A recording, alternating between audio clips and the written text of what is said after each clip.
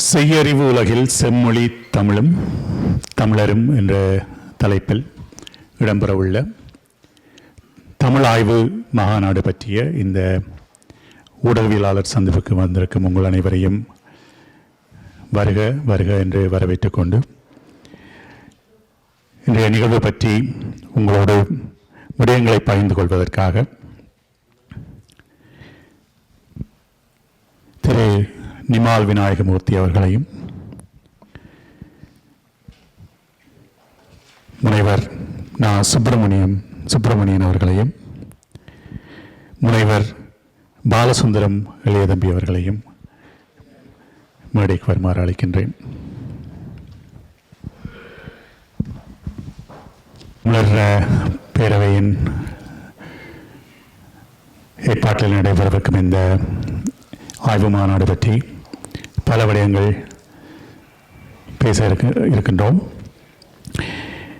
முதலில் இந்த அமைப்பு பற்றியும் இந்த மாநாடு பற்றியும் இந்த மாநாட்டிற்கான தேவை பற்றியும் பேச அமைப்பின் தலைவர் திரு நிமால் விநாயகமூர்த்தியை பேசுமாறு அழைக்கின்றேன்.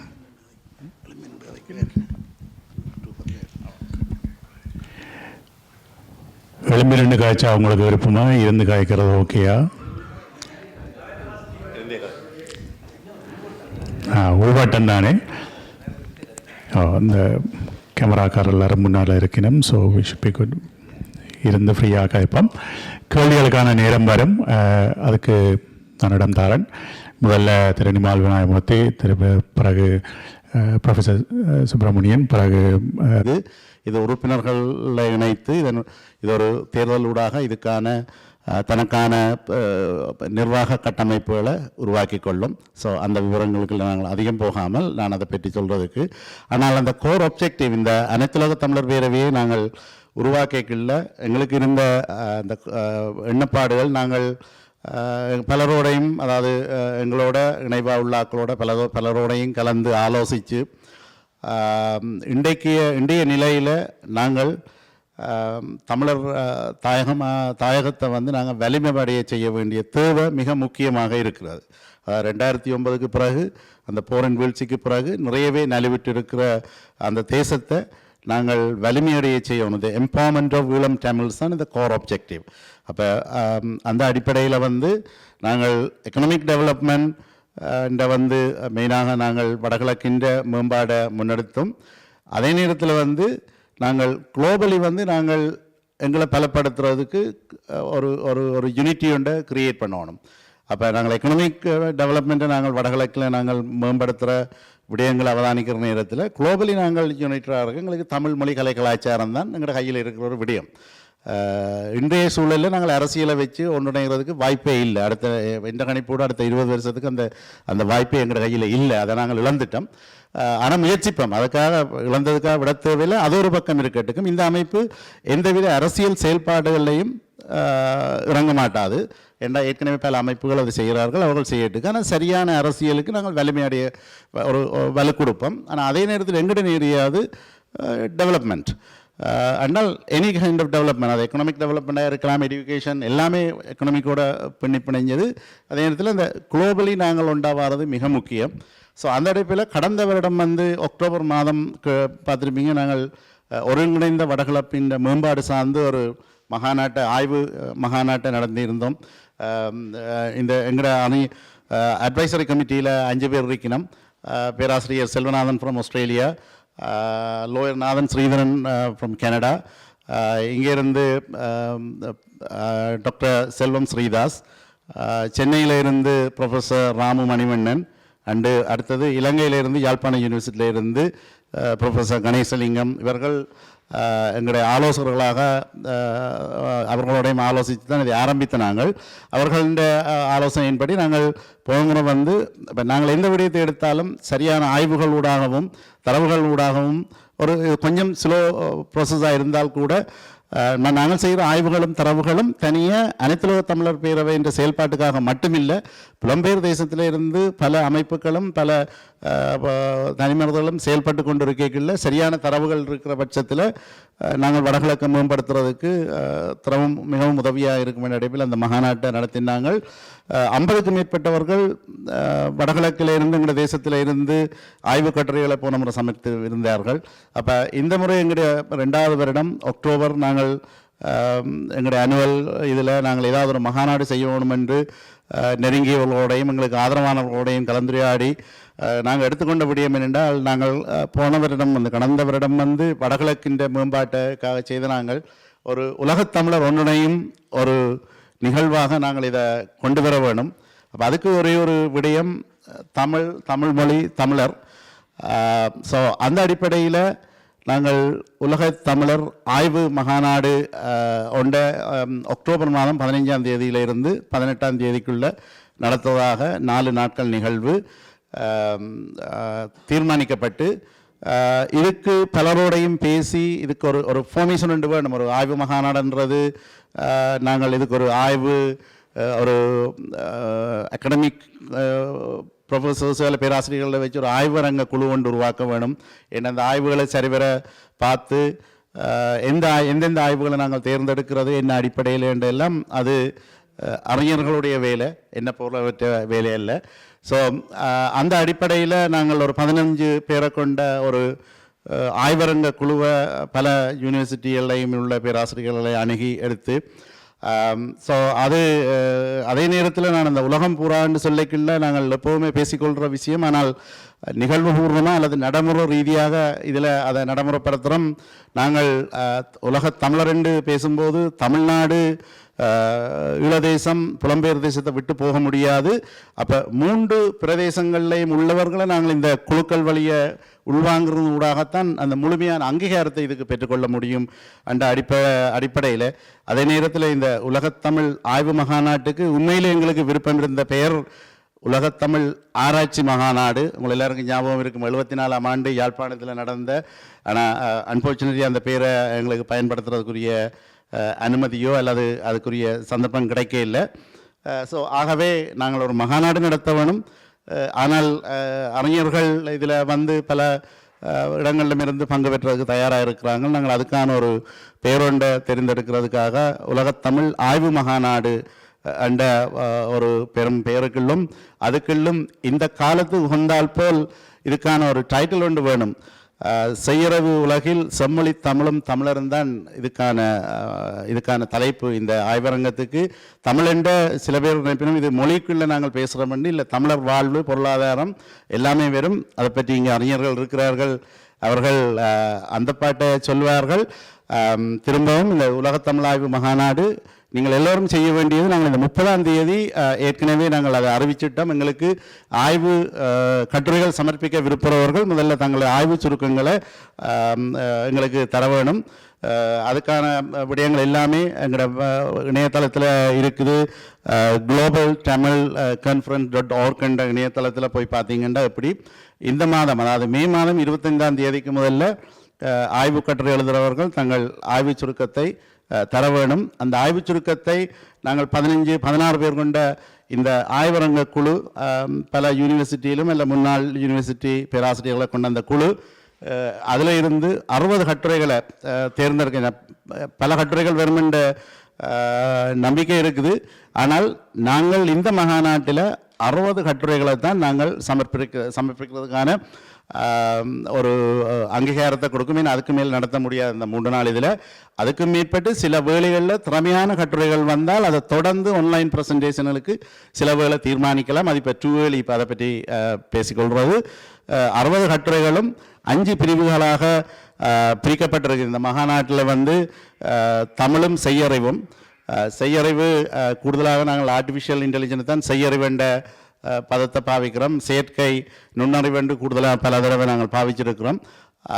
செய்யறிவென்று ஒரு புதுமையான என்று சொல்வதில்லை, இங்கே நாங்கள் இதுக்கான பதத்தை செய்யறிவென்ற பெறுகிறோம். செய்யறிவும் தமிழும் மெய்ப்பொருளியலும் பண்பாடும் பொருளியல் சிந்தனையும் வாழ்வியலும் தமிழர் வரலாறும் வாழ்வியலும் வடகிழக்கு பொருண்மைய மேம்பாடு என்ற 5 பிரிவுக்குள்ள 60 கட்டுரைகளை நாங்கள் தேர்ந்தெடுத்து ப்ரெசன்டேஷனுக்கு செய்கிறதுக்கு இருக்கிறோம்.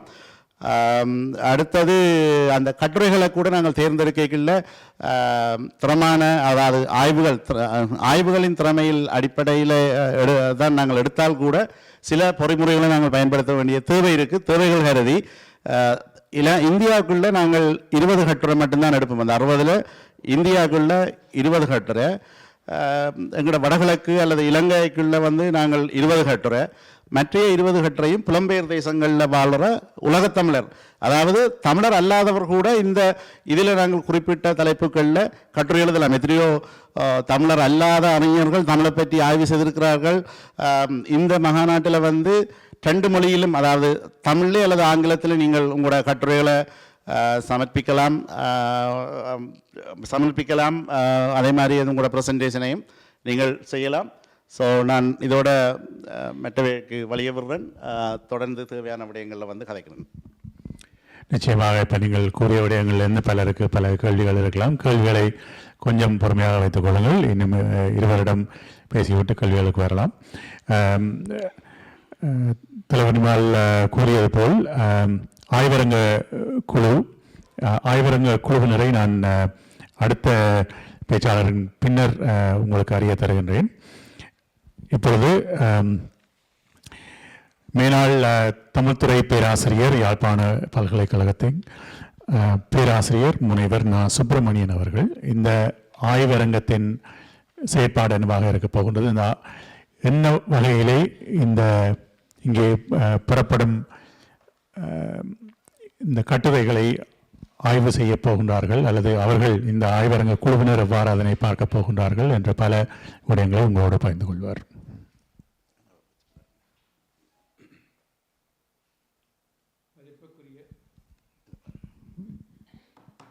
பெரியோர்களே, நண்பர்களே, நாங்கள் மிக முக்கியமான ஒரு வரலாற்று கட்டத்திலே வாழ்ந்து கொண்டிருக்கிறோம். ஒரு காலகட்டத்திலே தமிழ் ஏடுகளில் மட்டும் வாழ்ந்து கொண்டிருந்தது. இன்னொரு காலகட்டத்திலே ஏடுகளில் இருந்து அச்சேற்றம் பெற்று நூல் வடிவம் பெறத் தொடங்கியது. 3வது காலகட்டத்திலே கணிப்பொறி சாதனத்தின் வருகையோடு இன்னொரு தளமாற்றம் ஏற்பட்டது. இப்பொழுது நாங்கள் வாழுகின்ற இந்த செயற்கை நுண்ணறிவு காலகட்டத்திலே ஒரு மிக பெரும் பாய்ச்சல் ஏற்பட்டிருக்கிறது தமிழிலே. நாங்கள் விரும்பினாலும் விரும்பாவிட்டாலும் அறிந்தாலும் முழுமையாக அறிய முடியாவிட்டாலும் இன்னும் 5 அல்லது 10 வருடங்களுக்குள்ளே செயற்கை நுண்ணறிவினாலே நாங்கள் முழுமையாக உள்வாங்கிக் கொள்ளப்பட போகின்றோம். எங்களுடைய காலகட்டம், எங்களுக்கு பிறகு வார காலகட்டம் முழுவதும் எங்களுடைய பிள்ளைகள், பேரப்பிள்ளைகள் அத்தனை பேரும் எல்லா துறைகளிலேயும் செயற்கை நுண்ணறிவு கூடாக செயற்படப் போகிறார்கள். அப்போ தமிழ் மொழிக்கு ஏறத்தாழ 15-20 ஆண்டுகளாகின்றன இந்த செயற்கை நுண்ணறிவு அறிமுகமாகத் தொடங்கி. இன்று வரையும் செயற்கை நுண்ணறிவு சார்ந்து பல செயற்பாடுகள் தமிழகத்திலேயும் ஈழத்திலேயும் புலம்பெயர் தேசங்களிலேயும் மேற்கொள்ளப்பட்டு வருகின்றன. என்னென்ன விடயங்கள் மேற்கொள்ளப்பட்டு வருகின்றன என்பதை நீங்கள் அனைவரும், நாங்கள் அனைவரும் ஒரு கணப்பொழுதுக்குள்ளே செயற்கை நுண்ணறிவினூடாகவே பெற்றுக்கொள்ள முடியும். எத்தனை ஆய்வுகள் நடந்திருக்கின்றன, எத்தனை பிரச்சனைகள் சொல்லப்படுகின்றன. உலகத்திலே எந்த மொழியிலே என்ன வந்தாலும் உடனடியாக தமிழிலே நாங்கள் அதை வாசிக்கக்கூடிய நிலைக்கு இன்றைக்கு இருக்கிறோம். ஒரு மாபெரும் தரவு களஞ்சியமாகவும், இன்னொரு வகையில் சொல்லப்போனால் அறிவு நண்பனாகவும் இருக்கின்றது இது செயற்கை நுண்ணறிவு. அந்த வளர்ச்சிக்குள்ளே நாங்கள் வந்துவிட்டோம். இது வரலாற்று ரீதியாக நாங்கள் பார்த்தால் ஒரு மிக பெரும் பாய்ச்சல். எனவே இங்கே நடத்தப்படுகின்ற செய்யறிவு உலகில் செம்மொழி தமிழ் என்ற மாநாடு ஒரு வகையிலே இதுவரை செய்யறிவு உலகிலே தமிழ் எங்கே எல்லாம் போயிருக்கின்றது என்பதை பற்றிய அடிப்படை புரிதலை ஏற்படுத்தும். 2வதாக செய்யறிவு உலகிலே எதிர்கொள்ளப்படுகின்ற பிரச்சினைகள் என்ன என்பதை அந்த துறையிலே ஆராய்ந்து கொண்டிருக்கிறவர்கள் என்னையெல்லாம் செய்து கொண்டிருக்கிறார்கள், அவர்கள் என்ன பிரச்சனைகளை எதிர்கொண்டு இருக்கிறார்கள் என்பதையெல்லாம் நாங்கள் விரிவாக, அந்த துறை சாராதவர்களெல்லாம் நாங்கள் விரிவாக அறிந்து கொள்ளப் போகிறோம்.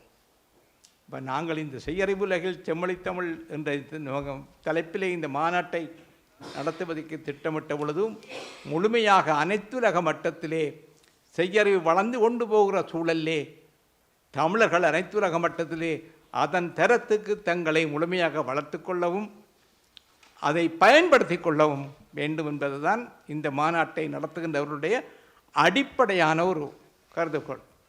அதற்கேற்ற வகையிலே தான் இங்கே ஒரு ஆய்வுக்குழு அமைக்கப்பட்டது.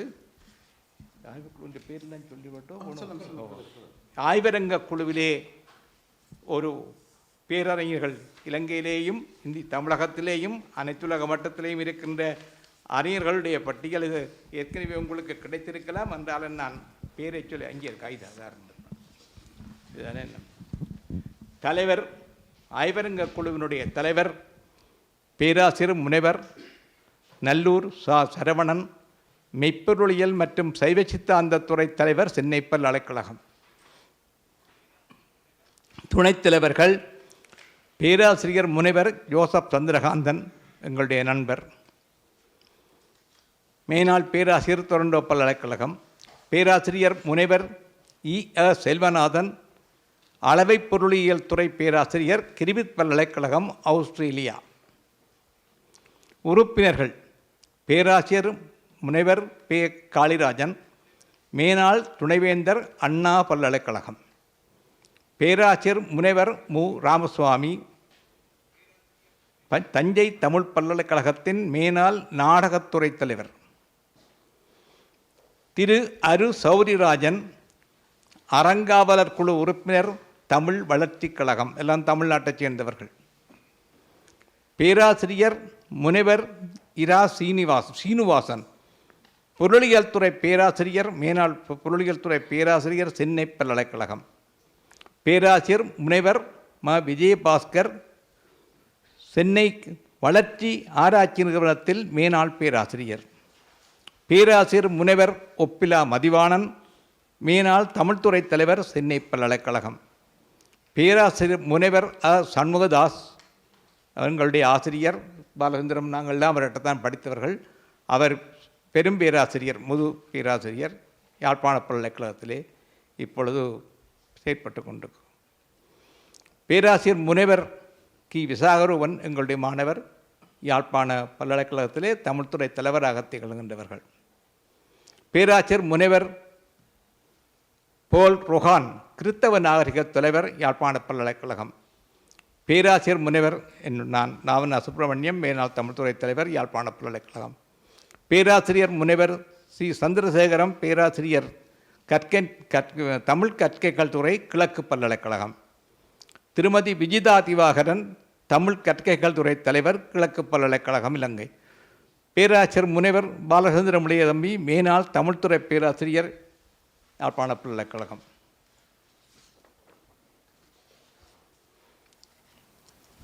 இதை விட இவ்வளவுதான். ஓகே, இவ்வளோ பேரும் இந்த தலைப்புகளை இவ்வளோ பேரும் கொண்ட ஆய்வரங்க குழு தான் இந்த மாநாட்டை நடத்துகின்றது. இந்த மாநாட்டிலே என்ன விடயங்கள் பேசப்பட வேண்டும் என்பதை பற்றி ஏற்கனவே ஆய்வரங்களில் நாங்கள் பலமுறை சந்தித்து உரையாடி வகுத்து கொண்ட விஷயங்களை சொல்கின்றேன்.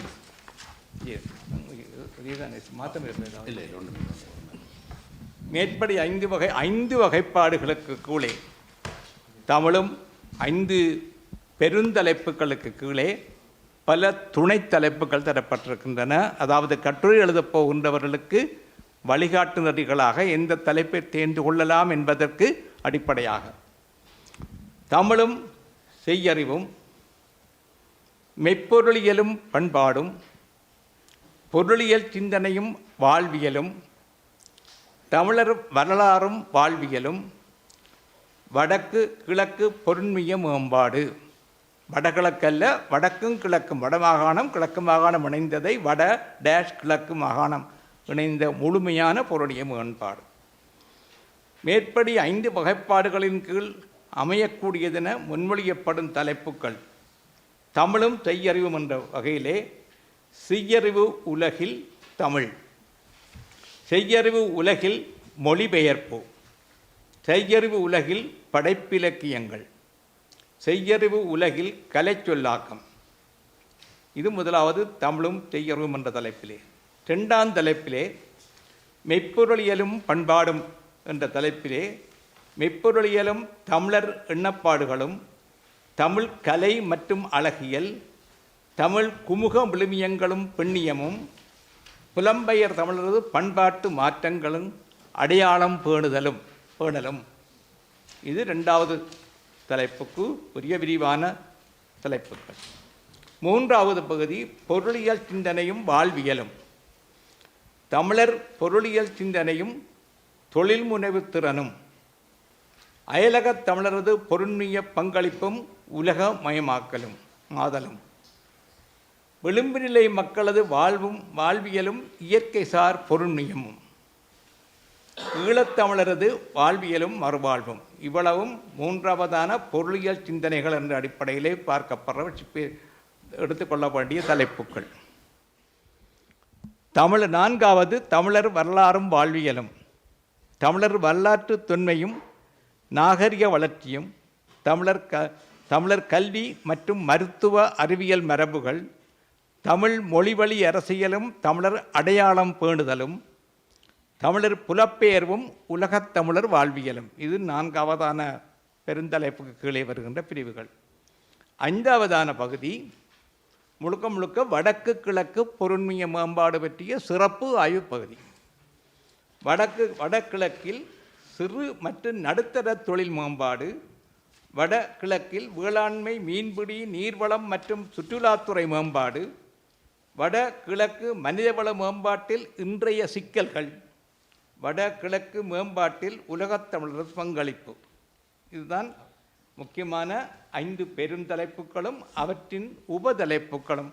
ஏறத்தாழ 20-25 தலைப்புகளுக்குள்ளே வருகின்றன. இந்த பொருண்மைகள் சார்ந்து கட்டுரையாளர்கள் தங்களுக்கு எழுத விரும்புகின்ற தலைப்புகளை தேர்ந்து கட்டுரைகளை எழுதலாம் என்பதுதான் இன்றைக்கு இங்கே அறிவிக்கப்படுற விடயம்.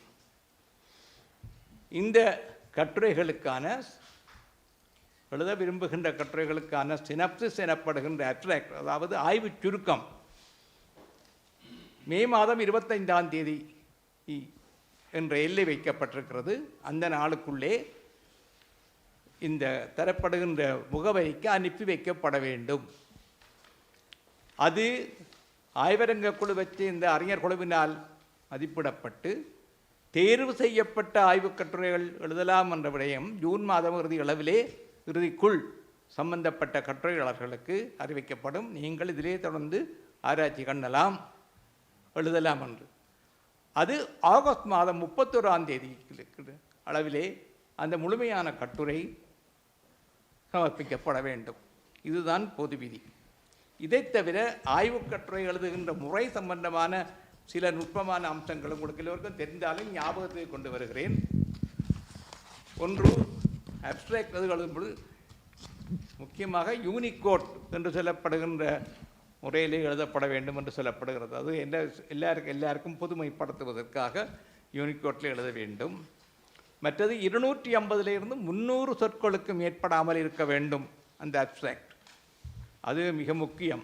4 பக்கம் 5 பக்கத்துக்கு எழுதி கொண்டிருக்க இயலாது, எழுத வேண்டும் என்பது. மற்றது ஆய்வுத்துறையில் ஈடுபாடு கொண்டிருக்கிறவர்கள் புரிந்து கொள்ள வேண்டிய விஷயம் என்னென்று சொன்னால், அந்த குறிச்சொற்கள், சில கலைச்சொற்கள் சில ஆராய்ச்சிக்கு தேவைப்படும், பயன்படுத்தப்படும். அப்படிப்பட்ட சொற்கள் இருக்கும் இடத்து அவை பற்றிய குறிப்புகளை, இன்னென்ன புது சொற்கள் இங்கே கையாளப்பட்டிருக்கின்றன என்பதை பற்றிய குறிப்பையும் அதிலே கொடுக்கலாம். இது இவ்வளவும் பற்றி பொதுவான விளக்கங்கள். மேலதிகமாக இதில் நீங்கள் ஏதாவது எழுத விரும்புகின்றவர்கள், எழுத முயற்சிக்கின்றவர்கள் ஏதாவது மேலதிக விளக்கம் கேட்டால் நாங்கள் அதற்கு விடை கொடுக்க நான் தயாராக இருக்கிறேன். பக்கத்தில் பேராசிரியர் பாலச்சந்திரன் அவர்கள் இருக்கின்றார்கள். நீங்கள் எழுதலாம், மற்றவர்களை எழுத தூண்டலாம். இந்த சூழலுக்கு ஏற்கனவே எங்களுடைய நிமல் அவர்கள் சொல்லிவிட்டார்கள்.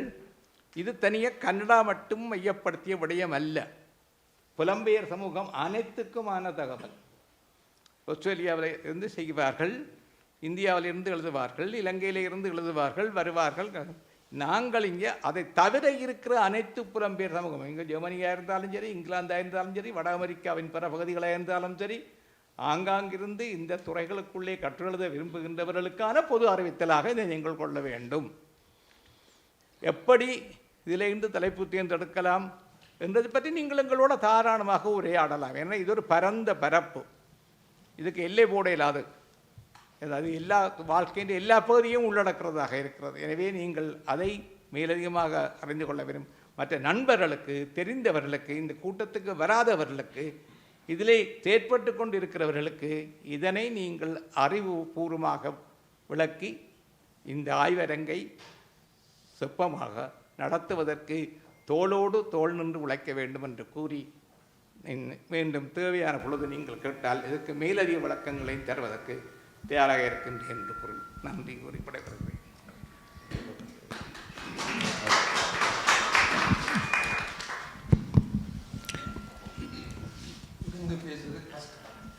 இருங்கோ மாஸ்டர்.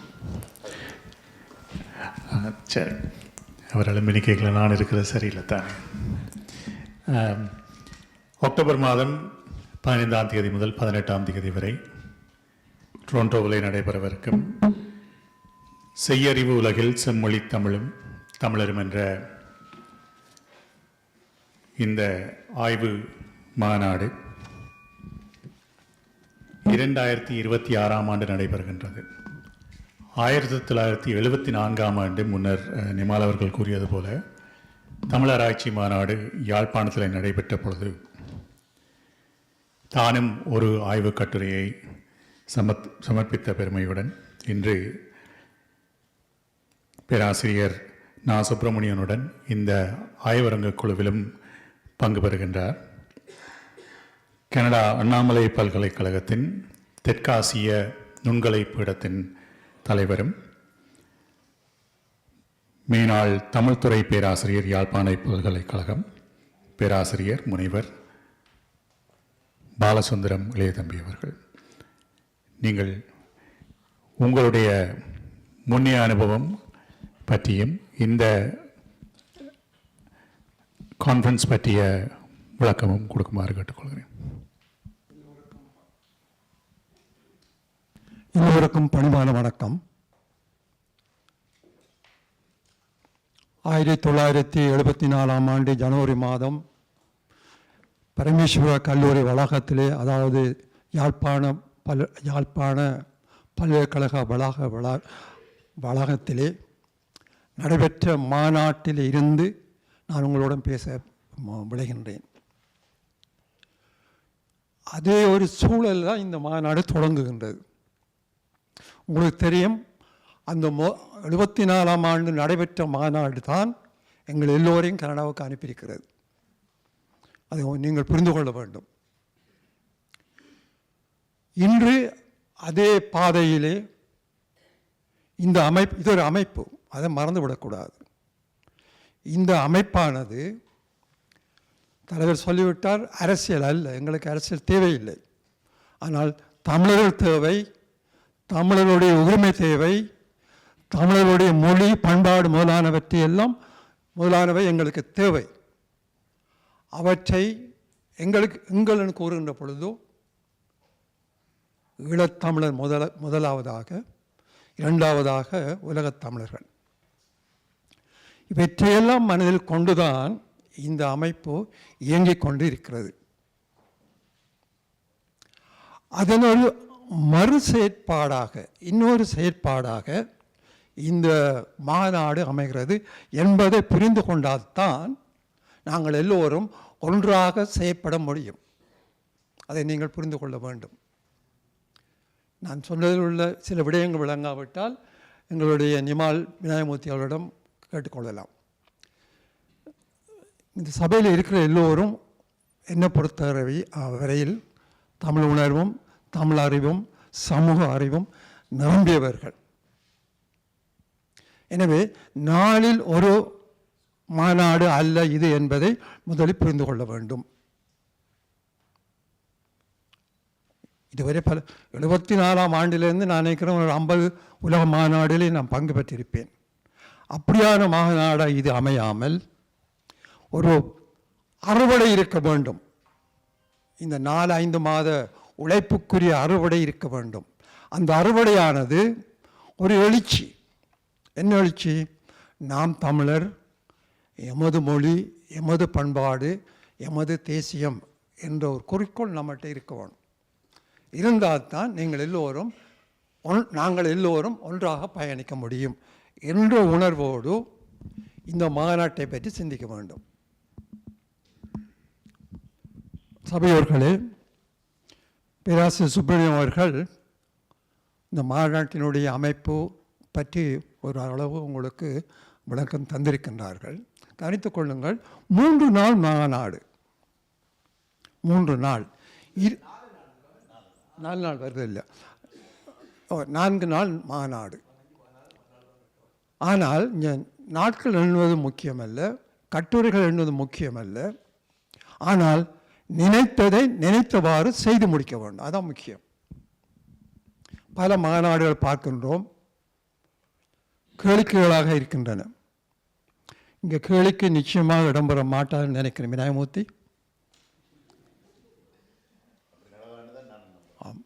கேளிக்கைக்குள்ளே போனோமா இருந்தால் அதனுடைய கனதி இல்லாமல் போய்விடும். நாங்கள் நேரத்தை சுருக்கிக் கொள்வோம். ஒவ்வொரு நாளும் நாங்கள் எல்லாம் சும்மா இருக்கையில் இந்த நாட்டில் மாநாடு முடிய நாங்கள் எங்களுடைய வேலைக்கு போகணும் இல்லையா? ஒவ்வொருவருக்கும் வேலை இருக்கும், வீடு இருக்கும், சமூக பொறுப்புகள் இருக்கும். எனவே இந்த மாநாட்டிலே எந்த அளவுக்கு நாங்கள் கலையோடு ஈடுபடுறாக்கள். ஆனால் நான் தான் சொல்லுகின்றேன், எனக்கு இந்த ஒவ்வொரு நாளும் 2 நாள், ஒவ்வொரு கிழமை 2 வாரம், 2 கிழமைகள் 2 நாட்கள் நான் கலை நிகழ்ச்சி நான் இருப்பேன். இருந்தும் கூட என்ன சொல்லுகின்றேன் என்றால், இது ஆய்வு மாநாடு. ஆய்வு மாநாட்டை நாங்கள் வேண்டுமென்றால் ஒரு கலை நிகழ்ச்சியை வைத்துக் கொள்ளுங்கள். 4 நாளும் மேடையில் ஏற்ற வேண்டாம். சபையோரும் அதைத்தான் விரும்புவார்கள், அறிஞர் உலகம் அதைத்தான் விரும்பும். ஆனால் எங்களுடைய கலைக்காக ஒரு பொழுதை மட்டும் நாங்கள் ஒதுக்கிக் கொள்ளுவோம். ஒவ்வொரு நாளும் கலை நிகழ்ச்சி வைத்து எங்களை கலைக்க வேண்டாம். ஏன்னா நான் ஆராய்ச்சி மாநாடு கொண்டு கலை நிகழ்ச்சி கொண்டு வரக்கூடாது, சரிதான். அதால் அந்த மாநாட்டினுடைய கனதியே இல்லாமல் போகிறது. மாநாட்டினுடைய கனதியே இல்லாமல் போகிறது. ஏனென்றால் நாங்கள் ஒவ்வொரு வாரமும் கலை நிகழ்ச்சியை பார்த்து கொண்டே இருக்கிறோம். இந்த மாநாட்டில் கூட அதை கொண்டு நாங்கள் கலை வழக்க வலிக்கிறோம், கலைக்கா வாழ்கிற நான் சொல்லுகின்றேன். உங்கள் கொண்டு வரக்கூடாது, ஒரு அமர்வை மட்டும் வைத்துக் கொள்ளுங்கள். அடுத்தது, இந்த கட்டுரைகளை எழுதுகின்ற பொழுது பயனுள்ளதாக இருக்க வேணும். கட்டுரை படிக்கின்றோம் என்ற அல்ல, இதர் செய்தியை சொல்ல வேணும். உதாரணமாக நான் ஒரு தலைப்பு எடுத்துக்கொள்கிறேன். உதாரணமாக தான் எழுத போவதில்லை. தொன்மை தமிழரின் கட்டிட திறமை, தொழில்நுட்ப வாழ்க்கை என்ற ஒரு தலைப்படுக்கிறேன். அந்த தலைப்பை நான் தொன்மை தமிழர் என்றால் சங்க இலக்கியம், அகழ்வாராய்ச்சி தருகின்ற தரவுகளை வைத்து எழுதுகின்ற கட்டுரை. அதை எழுதுவதால் என்ன பிரயோசனம் உண்டு. அதாவது தமிழர்கள் இவ்வாறு கட்டிடக்கலைத்துறையிலே இவ்வளவு நுட்பமாக வாழ்ந்திருக்கிறார்கள் என்ற செய்தியை நாங்கள் அறிகின்ற பொழுதும் எங்களுடைய குற்ற மனப்பான்மை போய்விடும், தாழ்வு மனப்பான்மை போய்விடும். உதாரணம் ஒன்று மட்டும் சொல்லுகின்றேன். நீங்கள் எல்லாரும் மதுரை காஞ்சி படித்திருக்காவிட்டாலும் படிக்க வேண்டிய ஒரு தமிழன் படிக்க வேண்டிய ஒரு நூல் மதுரை காஞ்சி. ஏனென்றால் இன்று நாங்கள் கனடாவிலேயோ அல்லது வளர்ந்த நாடுகளிலேயோ காணுகின்ற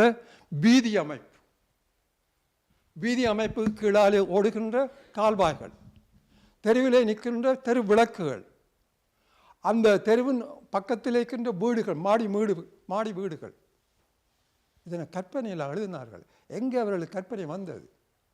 இருந்தது, அதை அகழாய்வு நிறுவி இருக்கிறது. அப்போ இவற்றையெல்லாம் அறிகின்ற பொழுது நாம் தமிழர் என்ற உணர்வு இந்த மாநாட்டினூடாக வர வேண்டும்.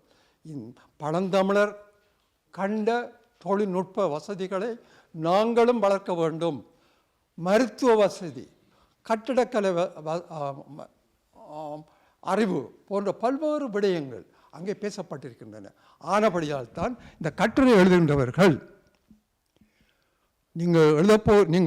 நீங்கள் விரும்பிய நீங்கள் சார்ந்த துறையை தேர்ந்தெடுக்கின்ற பொழுது இந்த செய்தியை நான் சொல்ல வேண்டும், இந்த கட்டுரையின் ஊடாக இந்த செய்தியை நான் சொல்ல வேண்டும் என்ற ஒரு உணர்வு இருந்தால் உங்களோட கட்டுரை அழகாக அமையும். குறிக்கோள் வேணும். என்னத்துக்காக கட்டுரை? மாநாட்டுக்காக கட்டுரை இல்லை, எங்களுக்காகத்தான் கட்டுரை. இந்த செய்தியை என்னுடைய மக்கள், இந்த உலகத்தில் வாழ்கின்ற தமிழ் மக்கள், மாநாட்டில் பேசப்படுகின்ற கட்டுரை அனைத்தும் உலக மக்கள் கேட்க போகிறார்கள். எனவே அந்த கட்டுரையினூடாக இந்த அமைப்பு நடத்துகின்ற மாநாட்டினூடாக இத்தகைய ஒரு செய்தியை நாங்கள் உணர்ந்திருக்கின்றோம் என்ற ஒரு உணர்வு கட்டுரை ஆசிரியர்களுக்கு வேண்டும் என்ற ஒரு எழுச்சியை உங்களுக்கு தருகின்றேன். நீங்கள் மாநாட்டு கட்டுரைகளை பார்த்தீர்கள் என்றால் அப்படி பார்த்துப்பட்டு வைத்து கொண்டு போகிற கட்டுரைகளாக இருக்கும் சில கட்டுரைகள். அப்படி இருக்கக்கூடாது. நீங்கள் உங்கள் துறை சார்ந்த எல்லோரும் ஒரு கட்டுரை, எல்லா துறையிலும் எல்லாரும் எழுத முடியாது. தாம் எந்தெந்த துறையிலே சிந்திக்க முடியுமோ, அரசியலோ கலையோ பண்பாடோ பொருளாதாரமோ மருத்துவமோ தொழில்நுட்பமோ அல்லது செய்யறிவோ நுண்ணறிவோ அந்தந்த துறைகளில் இயன்றவரை நீங்கள் எழுதப்போகின்ற அந்த துறையிலே இயன்ற அளவு இந்த மெய் அறிவை பயன்படுத்தி கொள்ளுங்கள். அதாவது அதை பற்றிய விஷயங்களையும் அதை எவ்வாறு பயன்படுத்தலாம் அல்லது எவ்வாறு பயன்படுத்தி கொண்டிருக்கிறார்கள் என்ற செய்தியையும் சேர்த்து கொண்டால் பொருத்தமாக இருக்கும் நினைத்து கொள்கின்றேன். எனவே நண்பர்களே, நீங்கள் வந்திருக்கிற எல்லோரும் கட்டுரை ஆசிரியர்களாகத்தான் நான் பார்க்கின்றேன். எனவே நீங்கள் எல்லோரும் கட்டுரை எழுதுகின்ற பொழுதோ மக்களுக்கு பயன்படத்தக்க வகையிலே ஏதோ ஒரு 4 பக்கம் எழுத சொல்கிறவளோ அந்த பக்கம் எழுத வேண்டிய அவசியம் இல்லை. அதுக்கு சுருக்கமாகவும் எழுதலாம், அந்த எல்லை வரையும் எழுதலாம் என்று சொல்லிக்கொண்டு உங்களுக்கு ஏதென்னான உதவி தேவையாக இருந்தால் என்னை தனிப்பட்ட முறையில் நீங்கள் எந்த நேரத்தையும் 24 மணி நேரம் அழைச்சி கேட்கலாம். 24 மணி நேரம் அழைத்து கேட்கலாம், நான் பதில் சொல்வேன், உங்களோட உரையாடுவேன். 24 மணி நேரம் சொல்லியிருக்கிறேன். அது அப்படி தான் நான் இப்பொழுது இயங்கிக் கொண்டும் இருக்கிறேன் என்று கூறி அமைகின்றேன். தேவை ஏற்பட்டால் மீண்டும் உரையாற்றுவேன். நன்றி.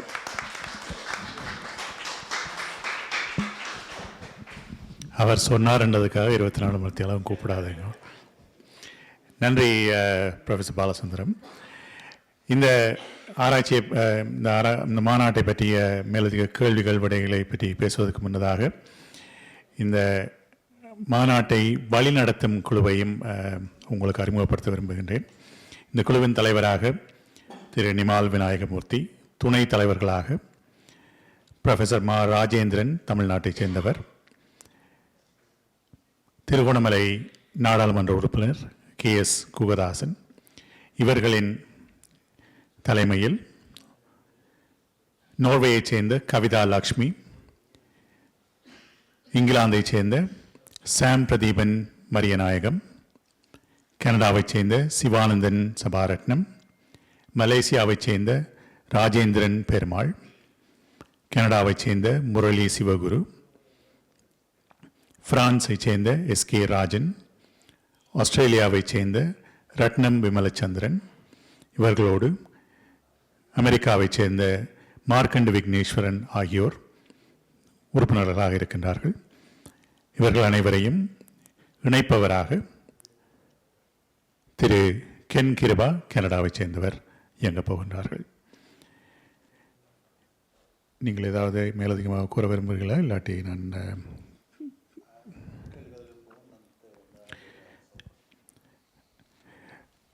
கேள்வி பதிலுக்கு போகிறதுக்கு முதல்ல எனக்கு ஒரு ரிக்வெஸ்ட் வந்திருக்குது. இந்த விடயத்தை திருப்பி ஒருக்கா இங்கிலீஷில் சொல்ல சொல்லி நான் சுருக்கமாக சொல்லி முடிக்கிறேன்.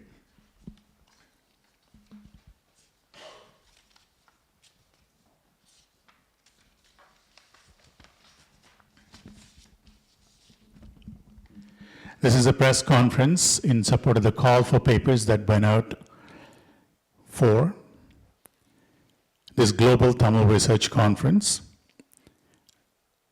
in the title, Classical Tamil and the Tamils in the Era of Artificial Intelligence.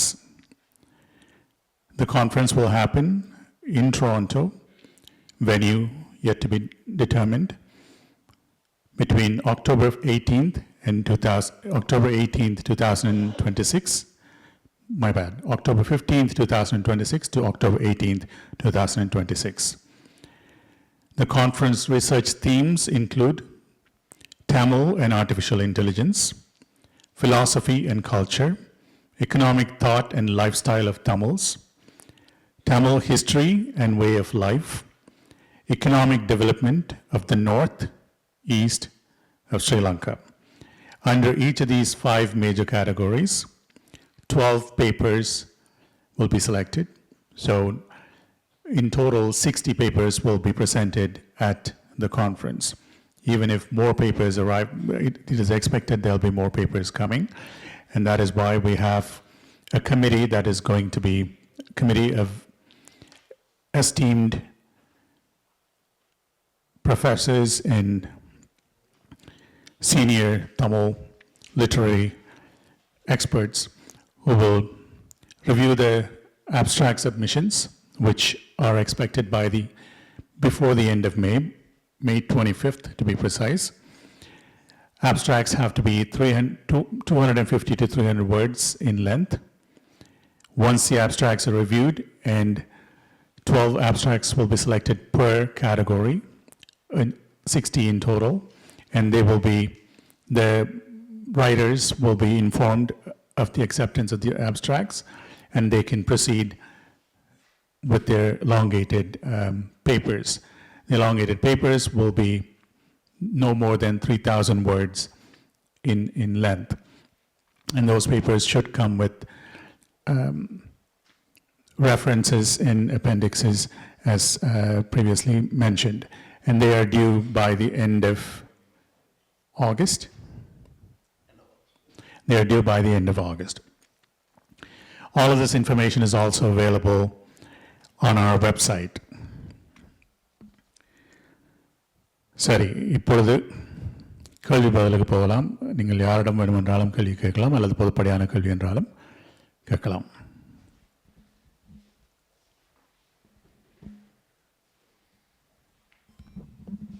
அனைவருக்கும் மாலை வணக்கம். இந்த கிருபாபிள்ளை EC24 நியூஸ் என்ற ஊடகம் நடத்தி வருகின்றேன். அனைத்துலக தமிழர் பேரவை இந்த ஆரம்ப விழாவிலிருந்து கலந்து கொண்டிருக்கிறேன். அனைத்துலக தமிழர் பேரவை இந்த எல்லா நிகழ்வுகளையும் கலந்து வருகிறேன். இந்த அனைத்துலக தமிழர் பேரவையின் நோக்கம் அரசியலாற்றி வடகிழக்கு மக்களுக்கு மேம்பாட்டுக்காக என்றுதான் நீங்கள் ஆரம்பித்தீங்க. இப்போ திடீரென்று மகாநாடு ஒன்றை கொண்டு வரீர்கள், நல்ல விடயம்.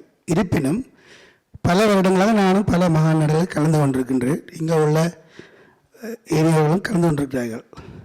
இப்போ நிமால் என்ற ஒரு நபர் உண்மையிலே ஒரு லீடர்ஷிப்புக்குரிய நபர், நல்ல விடயங்களுக்கு எப்போதுமே குரல் கொடுக்கிறவர், அதில் எந்த சந்தேகமும் இல்லை.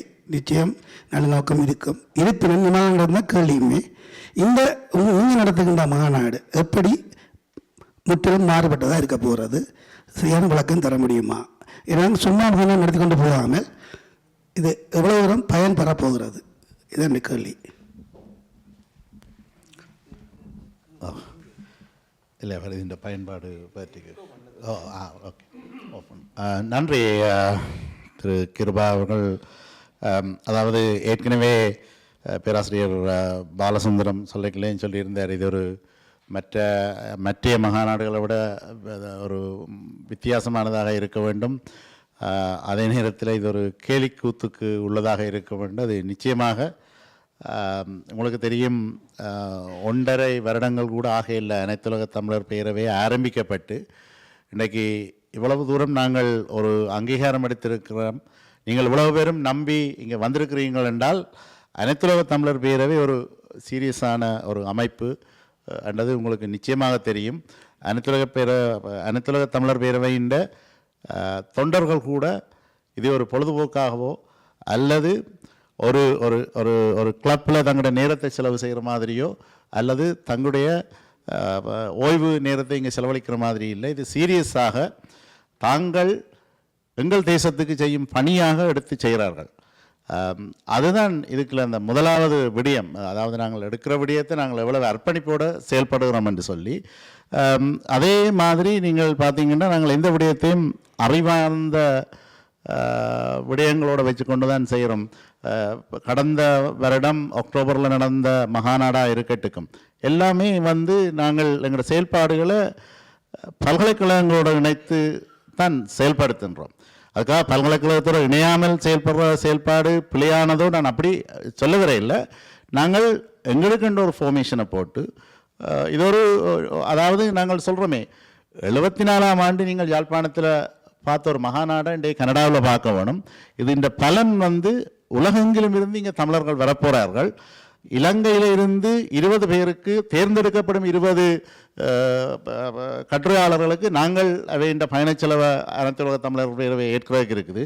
அதே மாதிரி இந்தியாவில் இருந்து வரும் தேர்ந்தெடுக்கப்படும் 20 கட்டுரையாளர்களுக்கு நாங்கள் எங்களோட செலவுகளை கொடுக்குறது இருக்கிறோம். அதே நேரத்தில் புலம்பெயர்ந்த மக்கள்கிட்ட புலம்பெயர்ந்த கட்டுரையாளர்கிட்ட அவர்களை கேட்குறோம். உங்களுக்கு தெரியும் அவை இந்த பொருளாதார இப்போ நாங்களும் உங்களை போல மக்களிட பணத்தை எடுத்து தான் அதில் செலவு செய்கிறோம். இல்லை ஒரு தரமான கட்டுரை எனக்கு வர வசதி இல்லைன்னா அதை கூட நாங்கள் ஆராய தயாராக இருக்கிறோம். அப்போ நாங்கள் இவ்வளவு விடயத்தையும் செய்கிறோம்னா நாங்கள் அதை எவ்வளவு சீரியஸாக எடுத்து கனடா எங்களோட ஈழத்துக்கு அடுத்தபடியாக ஈழத்தமிழர் சரி இருந்து வாழுற ஒரு நாடு. இது இந்த முதலாவது அறிவித்தலை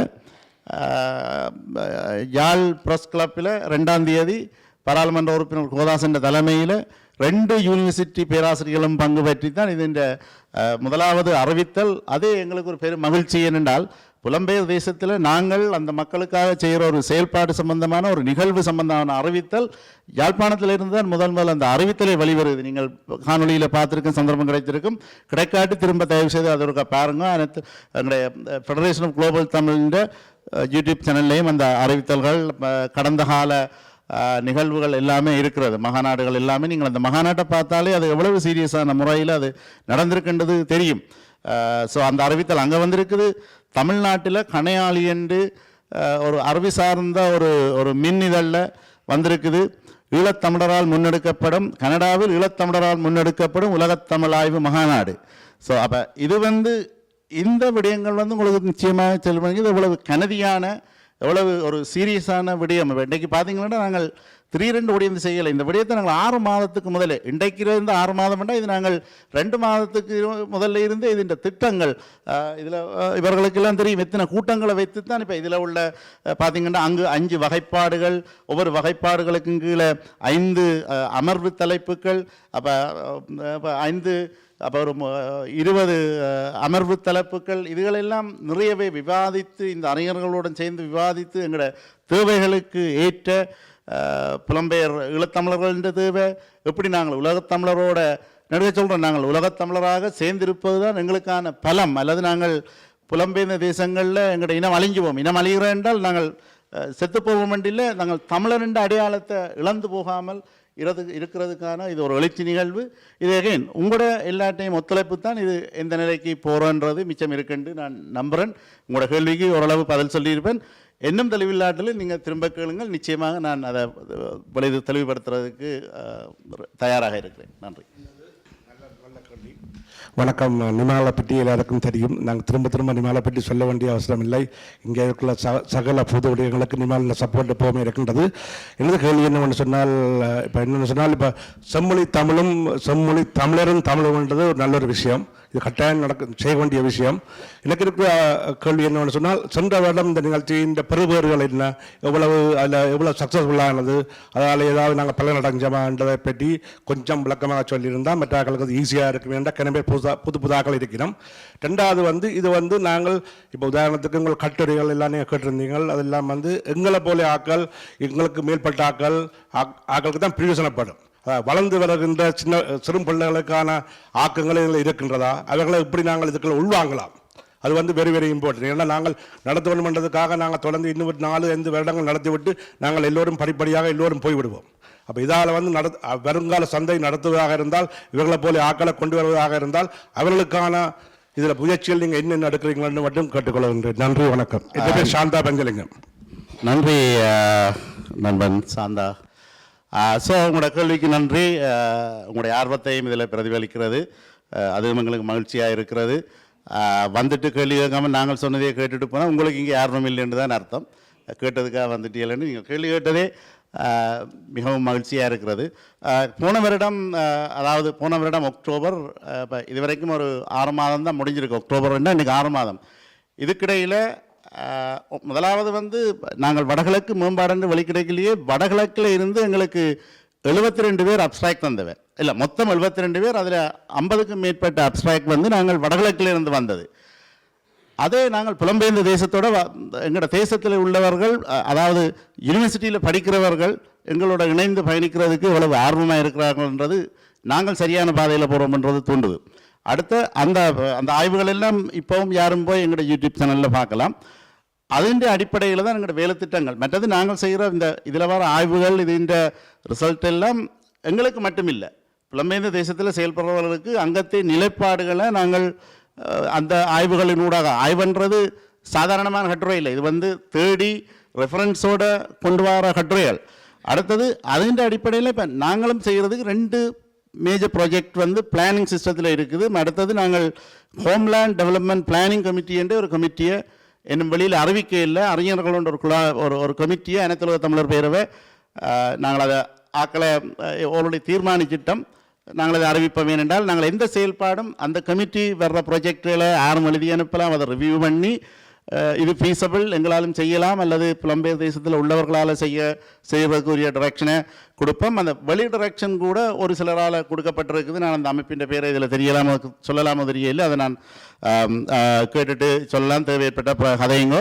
அடுத்தது 2 மேஜர் ப்ராஜெக்டுகளுக்குரிய திட்டத்தை போட்டுக்கொண்டிருக்கிறேன். நான் அது விரைவில் உங்களுக்கு 2 வடகிழக்கில் உள்ள ஆக்டிவ் பிஸ்னஸ்களில் புலம்பெயர் மக்களின் முதலீடு வர்றதுக்கு அதாவது ஒரு தமிழ் கம்யூனிட்டி டெவலப்மெண்ட் ஃபண்ட் என்ற அந்த கன்செப்டுக்குள்ள முதலீட்டாளர்களை இணைத்து, முதலீடுண்டா ஒன்றும் மில்லியன் கணக்கில் இல்லை, இப்போ மில்லியன் கணக்கில் தனிநபரை கொண்டே செய்கிற செயல்களும் இருக்கிறது.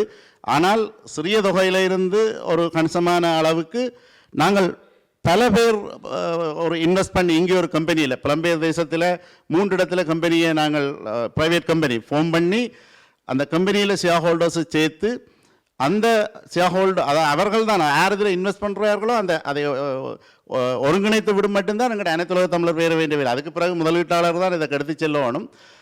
அவர்கள் அங்கே கொண்டு ஆக்டிவ் பிஸ்னஸில் நாங்கள் முதல்வதற்கான வாய்ப்புகள், இந்த முதலீடு எங்களோட தேசத்தை கட்டி எழுப்புறதுக்காக மட்டுமே, அதுக்காகவே ஒழிய முதலீட்டாளர்கிற லாபத்துக்காக மட்டுமல்ல. ஆனால் முதலிடுறவர்களுக்கு லாபமும் வரும். நாங்கள் ஒரே ஒரு கண்டிஷன் வைக்கிறோம், வர்ற லாபத்தில் 10% வடகிழக்கின் மேம்பாட்டுக்கோ அல்லது இலங்கையில் வாழும் தமிழ் மக்களின் மேம்பாட்டுக்கு எங்களுக்கு தாருங்கள் என்ற ஒரு கண்டிஷனோட இது நாங்கள் விரைவில் அறிவிக்கிறதுக்கு இருக்கிறோம். ஆனால் நீங்கள் இப்போ கேட்டபடியால் நான் இதை தெளிவுபடுத்த வேண்டும் என்று. அதை விட ஒரு ஒருங்கிணைந்த பண்ணை ஒன்றுக்கான நிலம், ஒரு லேண்டை தேடிக்கொண்டிருக்கிறோம். அதுவும் ஒரு மெசிவ் ஸ்கேலில் அந்த பண்ணை ஆரம்பிக்கப்பட்டால் 2 5 வருஷத்துக்குள்ள நாங்கள் ஒரு 25 பேருக்கு அதில் ஒரு வேலைவாய்ப்பு கொடுப்போம். அந்த திட்டத்தை நேரடியாக அனைத்துலக தமிழர் பேரவை தான் செய்கிறதுக்கு இருக்குது. இதுகள் ஓரளவு 50% மேற்பட்டான திட்டங்கள், அதாவது பிளானிங் ரீச் பண்ணிட்டு இருந்தபடியாக தான் நான் இதில் சொன்னேன். விரைவில் அதை பற்றி அறிவிப்போம். அடுத்தது சொன்னீங்கள், இதில் இந்த மகாநாடுகள் எல்லாம் எங்களை போலவர்கள் அல்லது வருகண்டு இல்லை, இதில் யூனிவர்சிட்டியில் படிக்கிறவர்களிடத்தான் இந்த ஆய்வு கட்டுரைகளையே கேட்குறோம். ஆய்வாளர்கள் அதிகம் இப்போ 20 வயதுக்கு முன்பிட்டவர்கள் தான் அதிகமான இருப்பவர்கள் யூனிவர்சிட்டியில் ஆய்வு செய்து கொண்டிருக்கிறவர்கள். அதுக்காக 50 வயதானவர்களை தர வேண்டாம்னு சொல்லி இல்லை, தொடர்ச்சி ஆய்வு செய்து கொண்டிருக்கிற ரீசர்ச்சர்ஸை.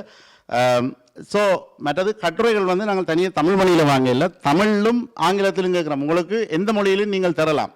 ஏனென்றால் ஒரு பொருளியல் சார்ந்த விடயத்தை புலம்பெயர் தேசத்தில் வாழ்கிற ஒருவர் ஆங்கிலத்தில் தான் புலமையாக இருக்கின்ற நாங்கள் அவரை நிர்பந்திக்கையில் அது இல்லை, நீங்கள் தனியாக தமிழில் தான் நீங்கள் கொண்டு வரணும்னு சொல்லி தமிழில் வார கட்டுரைகளை கூட நாங்கள் பப்ளிஷ் பண்ணிட்டு டிரான்ஸ்லேட் பண்ணி ஆங்கிலத்திலையும் வெளியிடுவதற்கும் திட்டங்களை வைத்திருக்கிறோம். இனி அதை செய்து முடிக்கிறது அடுத்தடுத்த கட்டங்கள். நீங்கள் கேட்ட கேள்விக்கு இது நிச்சயமாக அடுத்த ஜெனரேஷனுக்கு ஆன இதையும் FGT சொல்லிக் கொண்டிருக்கு. நான் நினைக்கிறேன் இந்த இடத்துல சொல்லத்தான் வேணும், நீங்கள் எங்களை போல இல்லை யங்கர்ஸ் நான் குறிப்பிட்டிருந்தேன் ஃபெடரேஷன் ஆஃப் குளோபல் தமிழ், அதாவது அனைத்துலக தமிழர் பேரவை homeland development committee planning homeland development planning கமிட்டியை ஃபார்ம் பண்ணியிருக்கிறோம். அதில் செக்ரட்டரியாக தீர்மானிக்கிறது ஜெனோபாண்ட ஒரு யங்கேள் இங்கே பின்னுக்கு நிற்கிறா. அதில் வந்து ஆர்வம் அவையல் அமைதியாக நிற்கிறபடியால் ஜெனோபா ஸோ அவள் இதுவரைக்கும் 2 கூட்டங்களில் கூட நாங்கள் அந்த குழுவின் கூட்டங்கள் கூட நடைபெறும். அதுவும் இந்த கூட்டங்கள் எல்லாம் நேரங்கட்ட நேரத்தில் நடக்கும். ஏனென்றால் ஆஸ்திரேலியாவில் இரவு 11 மணியாக இருக்கும். இங்கே நாங்கள் காலமே 7 மணி கிளம்பி இருக்கணும். கலிஃபோர்னியாவில் இருக்கிறவர் 5 மணி கிளம்பி இருப்பார். ஸோ அப்படியெல்லாம் நாங்கள் கூட்டங்கள் நடத்தி தான் இந்த விடயங்களை முன்னெடுத்து செல்கிறோம். நிச்சயமாக உங்கள் இல்லாட்டி ஆதரவோடையும் இது போகும்னு நினைக்கிறேன். சாந்தாக்கு ஓரளவு இது சாட்டிஸ்ஃபைடாக இருக்குமென்னு நினைக்கிறேன். இன்னும் தெளிவில் என்றாலும் கேளுங்க. நன்றி. எனது பெயர் ஹரேந்திரன் கிருஷ்ணசாமி. ஒரு ஊடக செயற்பாட்டாளராக உங்களது முன் இந்த கேள்வியை வைக்கிறேன். கேள்விக்கு முன்னதாக ஒரு சில விடயங்களை உங்களுக்கு சுட்டி காட்டி இந்த கருத்தை முன்வைக்கலாம் என்று இருக்கிறேன். முதலில் என்னை பேச வைத்த விடயம் செய்யறிவு உலகில் செம்மொழி தமிழும் தமிழர்களும். இந்த தலைப்பு மிக முக்கியமானது. மாநாடு எவ்வளவு காலத்தின் தேவையோ இந்த தலைப்பு காலத்தின் கட்டாயமாக நான் பார்க்கிறேன். காரணம், ஒரு தலைமுறை இடைவெளிக்கு நடுவே நாங்கள் இந்த செய்யறிவு மூலமாக சிக்கி தவிக்கிறோம். இந்த தமிழர்களுக்கு நான் இந்த செய்யறிவு சம்பந்தமாக சமூகமயப்படுத்தப்பட்டு தமிழர்கள் மிக அதிகமாக பேசப்பட வேண்டும் என்று ஒரு அவா கொண்டு இருக்கிறேன். அதனால் தான் இந்த கேள்வியை எனது கருத்துக்களை முன்வைக்கிறேன். இந்த மாநாட்டில் முதலில் உங்களுக்கு நன்றி, இந்த செய்யறிவு சம்பந்தமாக தலைப்பை பிரதானப்படுத்தியதற்கு. எனது கேள்வி, செய்யறிவில் எங்களுக்கு இலகுவாக, உங்களுக்கு தெரியும் ஐயா குறிப்பிட்டதை போல இலகுவாக ஒரு கட்டுரையை எழுதி விட முடியும். டீப் சர்ச்சுக்கு போனால் எங்களுக்கு தேவையான வசனங்களை உள்ளடக்கி அந்த கட்டுரையை உங்களுக்கு சமர்ப்பிக்க முடியும். இந்த சமர்ப்பிக்கும் போது இதை நீங்கள் எடுத்துக்கொள்வீர்களா? முதலாவது கேள்வி. அப்படி எடுத்துக்கொண்டால் ஏராளமான ஆக்கப்பூர்வமான விடயங்கள் இந்த செய்யறிவு சம்பந்தமாக வரும். அவற்றை எப்படி நீங்கள் மக்கள் மயப்படுத்த போகிறீர்கள்? எனது இரண்டாவது கேள்வி. மூன்றாவது வந்து இந்த விடயத்தை நான் ஒரு கோரிக்கையாக முன்வைக்கிறேன். இந்த மாநாட்டில் செய்யறிவுக்கு இன்னும் இடமொதுக்கி தாருங்கள். காரணம், கருத்தாடல்கள், கருத்தரங்குகள், பயிலரங்குகள் தமிழர்கள் மத்தியில் இன்னும் மிக மிக அதிகமாக தேவைப்படுகிறது. காரணம், தமிழர்களாக நாங்கள் தனிப்பட்ட ரீதியாக நான் உணர்கிறேன், செய்யறிவில் நாங்கள் மிகவும் பின்தங்கி இருக்கிறோம். நன்றி. முதலாவது கேள்வி என்ன சொன்னீங்கள்? முதலாவது கேள்வி என்ன கேட்டீங்கள்? முதலாவது கேள்வி, இந்த கட்டுரைகளை செய்யறிவு ஊடாக நாங்கள் தயாரித்து தந்தால் அதை எப்படி உள்வாங்கிக் கொள்வீர்கள்? அதற்கு ஏதாவது வரையறைகள் இருக்கின்றன? உங்களுக்கே தெரியும், செய்யறிவு எங்களை மீறின வேகத்திலே முன்னேறி கொண்டிருக்கின்றது. நாங்கள் பல மாநாடுகள் நடத்திய பொழுது எதிர்கொண்ட பிரச்சனைகளில் ஒன்றை நீங்கள் சொல்லுகிறீர்கள். பல பேருடைய கட்டுரைகள் ஒரே மாதிரி வந்தன. ஏனென்றால் ஒரே தலைப்பிலே கம்ப்யூட்டர் அதில் போட்ட உடனே அதுவே கட்டுரை கொடுக்கும். அது சைவ சித்தாந்தத்தில் வந்தாலும் சரி, திருக்குறளில் வந்தாலும் சரி, தொல்காப்பியத்தில் வந்தாலும் சரி. ஆனால் அதை நாங்கள் மதிப்பிட போகும் பொழுது எங்களுக்கு தெரியும், இவை சொந்த மூளையால் எழுதப்பட்டது அல்ல. இப்போ யாழ்ப்பாணத்திலே ஒரு மாநாடு நடத்துக்க கட்டுரை எங்களுக்கு அனுப்பியிருந்தார்கள். கொஞ்சம் கட்டுரைகள் ரிவ்யூ பண்ணித்தாருங்கன்னு சொல்லி நன்றாக தெரிந்தது அவர்கள் படிக்காமல் கட்டுரை எழுதியிருக்கிறார்கள் என்று. அந்த அளவுக்கு எங்களுக்கு கொஞ்சம் புத்திசாலித்தனம் இருக்குது. என்னென்றால், சிந்திச்சு எழுதுகிற கட்டுரைக்கும் செய்யறிவு கூடாக எழுதுகிற கட்டுரைக்கும் உள்ள வித்தியாசத்தை நாங்கள் புரிந்து கொள்ளுவோம். அதுவும் இந்த பயிற்சிக்கெல்லாம் புரிஞ்சு கொள்கிறோம். எனவே அது எங்களுக்கு சிரமம் அல்ல. என்ன இதில் நான் இந்த உலகத்தில் இருக்கிறோம். இப்போ நாங்கள் இங்கே இப்போ கோல் பண்ணுற கட்டுரைகளில் கூட கனகட்டுரைகள் சொந்தமாக எழுதாமல் செய்யறிவுக்காலே எங்களுக்கு கொடுப்பினும் அதையும்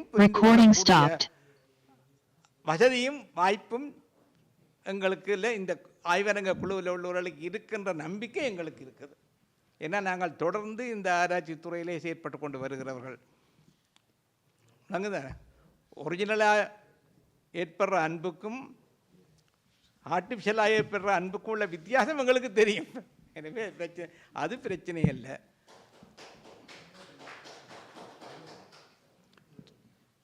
ரெண்டாவது விஷயம், ரெண்டாவது கேள்வி என்ன கேட்டீங்கள்?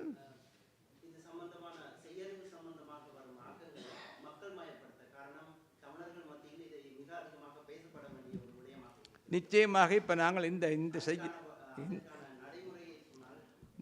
இப்போ செய்யறிவு சம்பந்தமாக நாங்கள் கட்டுரைகளை கோல் பண்ணுறோம்.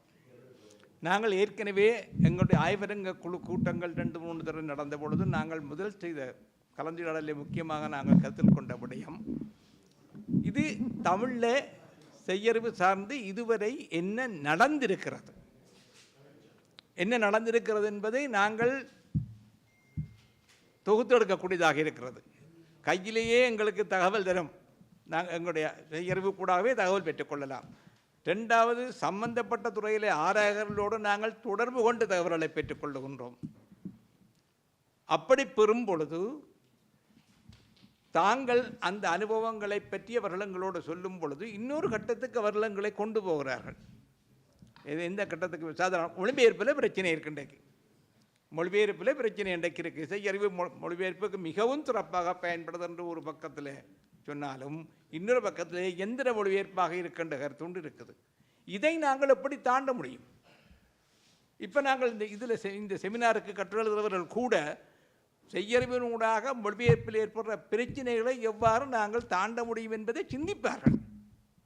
அப்போ நாங்கள் கட்டுரை எழுதுகிறார்கள், கட்டுரையை வாசிக்கப் போகிறார்கள், வாசிக்கும் பொழுது கேள்விகள் எழுப்பப்பட போகின்றன. எனவே செய்யறிவு பற்றி இன்றைக்கு இருக்கிற நிலைக்கும் அக்டோபர் 18ஆம் தேதி செமினார் முடிஞ்ச பிறகு இருக்கிற நிலைக்கும் வித்தியாசம் இருக்கும். அதுதான் வளர்ச்சி என்று நாங்கள் நினைக்கிறோம். ஏன்னா நீங்களும் நாங்களும் மட்டும் பேசையில் தானே, இது பேசப்படுற விஷயம் சர்வதேச விஷயம். இன்றைக்கு நாங்கள் செய்கிற ஒவ்வொரு மூச்சு விடுறதே இலங்கை யாழ்ப்பாண பல்கலைக்கழகத்திலேயோ தமிழக சென்னை பல்கலைக்கழகத்திலேயோ நாங்கள் விடுற மூச்சு அங்கே கேட்கும். அங்கே இருக்கிற ப்ரொஃபஸர் செய்கிற விஷயம் எங்களுக்கு இங்கே உடனடியாக கேட்கும்.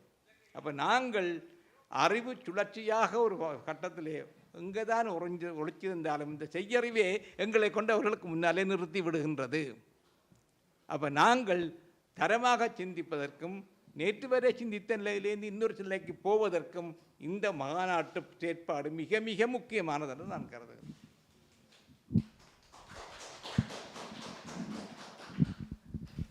நன்றி. இன்னும் சொல்லப்போனால் திருடனா பார்த்து திருந்தாவிட்டால் திருத்தி ஒழிக்க முடியாது. ஆனால் இது ஒரு போட்டி அல்ல. அதாவது தங்கள் ஆய்வுகளை கொண்டு வந்து ப்ரெசன்டேஷன் செய்கிற இடம்தானே. மற்றது அந்த குழுவில் கூட, ஆய்வரங்க குழுவில் கூட பார்த்தீங்கன்னா அதில் இருக்கிற பேராசிரியர்கள் வேறு வேறு துறைகளில் இருந்து, செய்யறிவு துறையில் உள்ளவரும் இருக்கிறார், பொருளியல் துறையில் இருக்கிறவர் இருக்கிறார், தமிழ் துறையில் எல்லா பல துறைகளையும் மிக்ஸ் பண்ணி நாங்கள் மேக்சிமம் எங்களோட வேலையை உயரமாக அடைச்சிருக்கு. அதுக்கு மேலால் வார திருடனை நாங்கள் ஒன்றும் செய்யவும் முடியாது.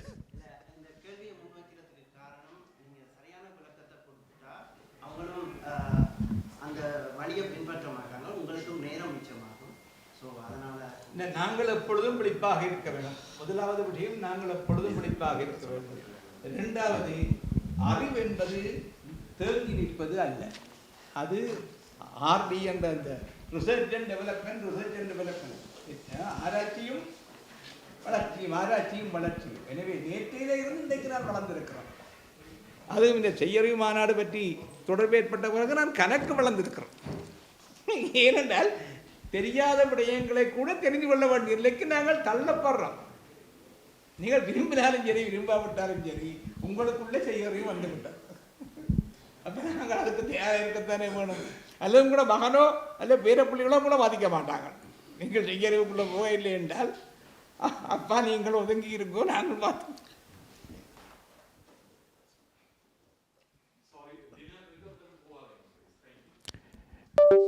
இன்னும் சில கேள்விகள் இருக்கின்றன.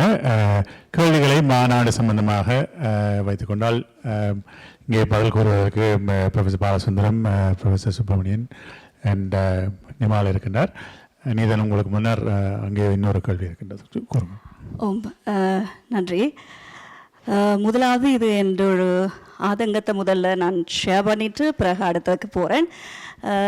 இந்த federation of global Tamils, by the way நான் கணையாளியினுடைய அயலக ஆலோசகர் மற்றும் தஞ்சை தமிழ் பல்கலைக்கழகத்தில் நான் ரிசர்ச் ஸ்காலர், பேராதனி யூனிவர்சிட்டியோட விசிட்டிங் லெக்சரர்.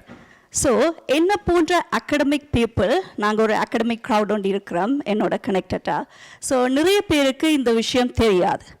நான் லாஸ்ட் இயர் இப்படி ஒன்று நடக்குதுண்டு எங்களுடைய திருகோணமலை சங்க நிகழ்வுக்கு போகக்குள்ள நிமாலனன் கதைக்கக்குள்ள தான் எனக்கு இப்படி ஒன்று நடக்குதான்றதே தெரியும். So we are real scholars. இங்கே நாங்கள் இருந்து ஒர்க் பண்ணி கொண்டிருக்கிறோம். And we are connected with internationally நிறைய செய்கிறோம். ஏன் நீங்கள் சரியான அந்த ரிசர்ச்சை செய்யாமல் இருக்கிறீங்க? என்ற வெரி இம்பார்ட்டன்ட் ஒரு கான்ஃபரன்ஸை நீங்கள் நடத்திக்கல. இந்த மாதிரி ஆய்வாளர்கள் மிக முக்கியம். ஏன்னா அப்போ நீங்கள் வெளியில் போயிட்டு தேடுறதுக்கு போகிறதுக்கு முதல் உள்ளுக்குள்ளே எத்தனை பேர் இருக்கிறாங்கன்றதை நீங்கள் முதல் அறிய வேணும் என்றது என்னுடைய கருத்து.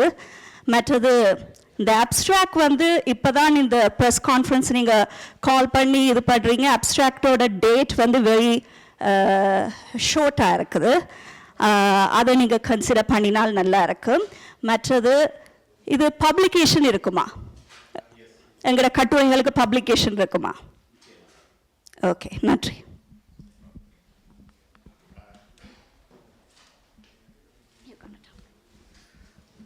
அனைவருக்கும் வணக்கம்.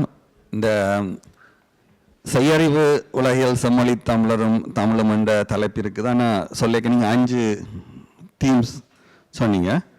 அப்போ அதில் ஒரு தீம் தான் இந்த தீமா, இல்லை மற்ற 4 தீமுக்குள்ளே செய்யறிவு சம்பந்தமான கட்டுரைகளை எதிர்பார்க்குறீங்களா? எனக்கு 2-3 கேள்வி இருக்குது. நான் அதை மற்ற சொல்கிறேன், நீங்கள் ஒரேடி ஆன்சர் பண்ணுங்கள். ரெண்டாவது வந்து இப்போ 12 கட்டுரைகள் மட்டும் ஒரு தீமில் எடுக்க 12 கட்டுரைகள் மட்டும் எடுக்கிறது காரணம் விளங்குது. என்ன அவங்களை நேரம் தேவை, அவளை கொண்டுவரணும், அதெல்லாம் விளங்குது. ஆனால் ஒரு முதல்ல சொன்ன மாதிரி எக்கனாமிக் டெவலப்மெண்ட் 75 வந்தது. அப்போ அது மாதிரி ஒரு 50 நல்ல கட்டுரைகள் வருதுண்டா அவைக்கு ப்ரெசன்டேஷன் இல்லாட்டியும் ஒரு அகடமிக் ஜேர்னல்லையோ அல்லது ஆன்லைன் ஜேர்னல்லையோ அதை இன்க்ளூட் பண்ணுறதுக்கு உங்களுக்கு பியர் ரிவ்யூ டீம் இருக்குமென்னு சொன்னால் அதை என்கரேஜ் பண்ணுறது நல்ல நினைக்கிறேன். ஏன்னா ஒரு டாப்பிக்குள்ள 12 கட்டுரையோட ஆழமாக போகலுமாண்டு எனக்கு தெரியல. இப்போ ஒரு மாநாட்டோட தீமே முழுக்க இருந்துச்சுன்னு சொன்னால் ஒரு 40-50 கட்டுரைகளோட ஒரு டீப்பாக போகலாம். அப்போ 12 தான் ப்ரெசென்ட் பண்ணப்பட்டாலும் ஒரு 100 வருதோ இல்லை ஒரு 50 ஆரோக்கியமான இது பியர் ரிவ்யூ பண்ணப்பட்டது. இப்போ மற்றது நீங்கள் எழுதுறாக்களோட பேக்ரவுண்டும் பார்க்கலாம், பயோவும் கேட்கலாம், பார்த்து தெரிஞ்சிடலாம் என்ன எழுதினவன்ட்டு. இப்போ அப்போ அதை வச்சுக்கொண்டு ஒரு இன்னும் கொஞ்சம் ஆர்டிகல்ஸோ ஒவ்வொரு டாப்பிக்லேயும் வரைக்க அது அங்கே வர்றாக்கள் உங்களுக்கு தெரியும். மாநாட்டுக்கு 1000 பேர் வந்தால் வாசிக்கிறாக்கள் 10,000 பேர் வாசிக்கலாம். அப்போ அது ஒரு கன்சிடரேஷனாக எடுத்தீங்கன்னு சொன்னால் ஒவ்வொரு டீம்லேயும் கொஞ்சம் டீப்பராக இந்த இது முடியக்க கான்டென்ட் வழியில் கொண்டு வர முடியும் என்ற ஒரு கருத்து எனக்கு. அதுக்கு எல்லாத்துக்கும் பீப்புள் ரிசோர்ஸஸ் தேவைப்படும். இருந்தாலும் அதை ஒரு கன்சிடர் பண்ண சொல்லிக்கிறேன்.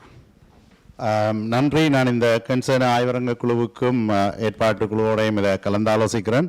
ஏன் திரும்ப இதில் வந்து 5 பிரிவுகள் இருக்கிறது. செய்யறிவு உலகில் என்றது செய்யறிவு சம்பந்தமாக இந்த 5ல் ஒரு பிரிவு தான். மற்றது செய்யறிவு யுகத்தை வச்சுக்கொண்டு தான் எழுத சொல்கிறோமே ஒழிய செய்யறிவோடையே முழுக்க இன்டகிரேட் பண்ணி எழுதணுமென்ற சிலது எழுதிடாது.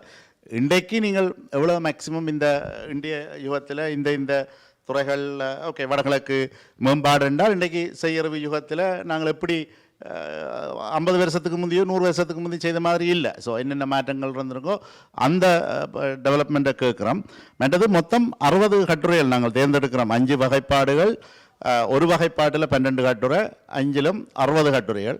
அதுக்கு மேற்பட்டும் திறமையான கட்டுரைகள் வந்த இந்த 4 நாளுக்குள்ளேயும் 60க்கு மேலே ப்ரெசன்டேஷன் செய்கிறது கஷ்டம் என்று தான் எடுத்திருக்கு. சில வேளை தொடர்ச்சியாக அது ஆன்லைன் ப்ரெசன்டேஷனுக்கு நாங்கள் அதுகளை கொடுப்போம். இந்த மகாநாட்டுக்கு 60 எடுத்து போட்டு திறமையான கட்டுரை ஏன் நாங்கள் அங்கால தொடர்ச்சியாக எடுப்போம். நான் இன்னும் இந்த தகவலையும் நான் அவர்களோட பகிர்ந்து கொள்கிறேன். மற்றது அந்த ஏற்கனவே நான் திரும்ப நீங்கள் சொன்ன அந்த எப்படி தேர்ந்தெடுப்பீர்கள் என்று நாங்கள் ஒரு கட்டுரையை தனியாக கட்டுரைன்ற திறமையை மட்டும் வைக்கல. அவர் தன்னை பற்றிய தரவுகளை தர வேணும், அவர் என்ன செய்கிறார் என்ற அந்த விடயங்களையும் பார்ப்போம். அதே மாதிரி நான் ஏற்கனவே குறிப்பிட்டிருந்தேன், எவ்வளவு திறமையாக இருந்தாலும் இலங்கையிலிருந்து 20 தான் எடுப்போம், இந்தியாவிலிருந்து 20 தான் எடுப்போம், புலம்பெயர்ந்த தேசத்தில் இருந்து 20 பல நாடுகளும் புலம்பெயர் தேசம் மட்டும் கனடா மட்டும் இல்லை, மலேசியாவில் இருந்தும் வரலாம், மொரிஷியஸில் இருந்தும் வரலாம், ஐரோப்பாவில் இருந்து எல்லா நாடுகள்லையும் நாங்கள் முயற்சிக்கிறோம். உங்களை போல ஆய்வாளர்களும் இன்னும் உங்களுக்கு தெரிஞ்சவங்களை இப்போ ரிசர்ச்சுக்கு தான் கூட உங்களுக்கு ஒரு கனெக்ஷன் இருக்கும், உங்களோட நெட்வொர்க்குக்கும் இந்த இன்ஃபர்மேஷன்களை ஷேர் பண்ணுங்க தயவுசெய்து. மற்றது நீங்கள் ஏற்கனவே குறிப்பிட்டிருந்தீங்களா அந்த டேட், நான் நினைக்கிறேன் ஆய்வரங்க குழு வந்து 25ஆம் தேதி காணுமென்று தான் தீர்மானிச்சிருக்குது. நீங்கள் உங்களுக்கு கன்சர்ன் இருந்தால் அதில் உள்ள இமெயிலுக்கு இமெயில் பண்ணுங்க. என்றால் அந்தந்த விடயத்தை அவையே டீல் பண்ணிக்கொள்வது இலகுவாக இருக்கும். அந்த சிஸ்டமேட்டிக்காக போகிறதுக்கு நீங்கள் இமெயில் ஒன்றை போடுங்க. நன்றி. இன்னும் 1-2 கேள்விகளோட 2 கேள்வி ஏற்கனவே இருக்குது, அதை விட மேபி இன்னும் ஒரு கேள்வி இருக்கலாம். நீங்கள் போங்க. வணக்கம். வணக்கம் எல்லோருக்கும். நான் விக்னராஜா. வணக்கம் நிமால். இந்த ஒரு கேள்வியும் சில கருத்துகளும் இருக்குது. நான் இந்த தலைப்பு சார்ந்தே கேள்வியை வச்சிருக்கிறேன். தலைப்பை நான் எப்படி விளங்கிக் கொள்கிறேன்னு சொன்னால், செய்யறிவு உலகில் in the world of AI, செம்மொழி தமிழும் தமிழரும், Tamils and Tamil in the world of AI. So நீங்கள் 5 பிரிவை தந்திருக்கிறீங்க, which is good. அதில் நான் ஒரு பிரிவுக்குள்ளே நிற்கிறேன், அதாவது அந்த மொழி சார்ந்த பிரிவுக்குள்ளே நான் நிற்கிறேன். மற்றவர்கிட்ட நான் வேற விரும்பல. ஏன்டா தலைப்பு அந்த மொழியோட ஒத்ததாக தான் இருக்குது. அதாவது செய்யறிவு உலகில் தமிழரும் தமிழும் எப்படி இருக்க போகுதுன்றது தான் என்ற விளக்கத்தில் நான் சொல்கிறேன். ஒரு நல்ல ஒரு தலைப்பு, செய்ய வேண்டிய வேலை, ஒரு செயற்பாட்டாளனாக என்னுடைய ஒத்துழைப்பும் இருக்கும். ஆனால் இதில் நீங்கள் முக்கியமாக கவனிக்க வேண்டிய ஒரு விடயம் என்னவென்று சொன்னால், இன்றைக்கு இப்போ ஒரு யங் லேடியை பார்த்து நீங்கள் பெருமைப்படுறேன்டு அவங்க அந்த ஏஜ் குரூப் சொல்லுவீங்க, hey, I am proud to call myself a child of a parent that speaks a classical language. And பெரும்பாலும் அதைத்தான் சொல்கிறது. எங்களை இதுக்குள்ள இருக்க ஆக்களையும் இதில் ஒரு சிலருக்கு நீட்டு முந்தின பிள்ளை பிறந்திருக்கலாம். எல்லாரையும் பார்த்தால் 5 ஜெனரேஷன்ஸுகளை அடக்கிறோம். அதில் 2 ஜெனரேஷன் இந்த தமிழை கற்றுணர்ந்திருக்குது, நல்லா கற்றிருக்குது, கற்பித்து கொண்டு இருக்குது. மற்ற 3 ஜெனரேஷன் தத்தளித்து கொண்டு இருக்கிற ஒரு generations, which is millennials, Gen Zs and the betas. இந்த பீட்டா தான் ஏஐயோட பிறக்குது. So what I'm trying to say is, இந்த 3 ஜெனரேஷன்ஸுக்கும் தமிழ் வாசித்து விளங்கி கொள்கிற அளவுக்கு எல்லாரும் இல்லை. 100 பேர் பிறந்தா ஒரு 20 பேர் தான் தாய்தாப்பன்ற ஊக்கத்தால் வாசித்து விளங்க போயினேன். நீங்கள் the hard work you are putting in இன்னும் 1000 வருஷத்துக்கு நிலைக்க வேணும். That is my wish. அப்போ அது இன்றைக்கு அன்ஃபார்ச்சுனேட்லி, இப்போ நான் இன்னொரு கனடாவில் வாழக்கூடிய இன்னொரு இனத்தை எடுத்து பார்த்தா ஒரு வகையில் நான் பெருமைப்படுறேன். த கானிஸ் அண்ட் ட்ரினிடேடியன்ஸ். சைவ சமயம் ஆங்கிலம் மூலமாக வளருது அவங்கள்ட்ட. இந்த விஷ்ணு மந்திருக்கு போனீங்கன்னு சொன்னால் அத்தனை மந்திரங்களும் பண்டிட்டு தான் அவங்கள குருவானவரை கூப்பிட்ற. அவர் ஆங்கிலத்தில் ஓதுறார். And those people are into it. அதில் ஒவ்வொரு வியாழக்கிழமையும் அவரோட வீடுகளில் பார்த்தீங்கன்னா பூசைகளெல்லாம் செய்து இதண்டுவினேன். அந்த ஒரு இடத்துக்குத்தான் இன்றைக்கு நாங்கள் வந்திருக்கிறோம். எங்களோட அதாவது மில்லேனியல்ஸ், ஜென்சீஸ், பீட்டாஸ், இதில் 80% ஆட்களுக்கு தமிழ் பேசவோ வாசிக்கவோ எழுதவோ முடியாத ஒரு நிலையில் இருக்கிறோம். இவை தான் அடுத்த 1000 வருஷத்துக்கு உங்களோட வேலையை கொண்டு போக வேண்டிய ஆட்கள். ஸோ என்னுடைய பணிவான வேண்டுகோள், நீங்கள் செய்கிற இவ்வளவு விஷயத்தையும் யூடியூப்பில் ஏற்றுறது மட்டுமல்ல, நீங்கள் பப்ளிசைஸ் பண்ணிக்கல, ஆங்கிலத்திலையும் மொழிபெயர்த்து அதை செய்யுங்க. நாங்கள் விரும்புகிறோமோ இல்லையோ 6 கிளாசிக்கல் லாங்குவேஜஸை பேசுகிறோம் இந்த உலகத்தில். இந்த 6 கிளாசிக்கல் லாங்குவேஜஸையும் மோவி 500 வருஷத்துக்கு முதல் வந்த ஆங்கிலம் இன்றைக்கு சர்வதேச மொழியாக இருக்குது. அந்த ஆங்கிலத்தினூடாக தான் இந்த செய்யறிவும் இனி போகுது. ஆகவே நீங்கள் செய்கிற இந்த வேலை ஒரு மாநாட்டோடு இருக்காமல், இந்த மாநாடு ஒவ்வொரு வருஷமும் நடக்கவும் வேணும். Nimal, my wishes of you are my friend, you know that, right? மாநாடு ஒவ்வொரு வருஷமும் நடக்க வேணும். இதை நீங்கள் ஆங்கிலத்தில் மொழியாக்கம் செய்து, இது இணையத்திலையும் எழுத்துருவிலையும் எல்லா வகையிலையும் இருந்தால் தான் அடுத்தடுத்த சந்ததி ஆங்கிலத்தில் இதை வாசித்து அதை கற்றுணர்ந்து அதனுடைய அந்த முழு அந்த என்ன சொல்கிறது, அதனுடைய முழு பொருள், அதனுடைய முழு பயனையும் அடுத்த சந்ததிகளுக்கு இன்னொரு 1000 வருஷத்துக்கு கடத்தும். நன்றி.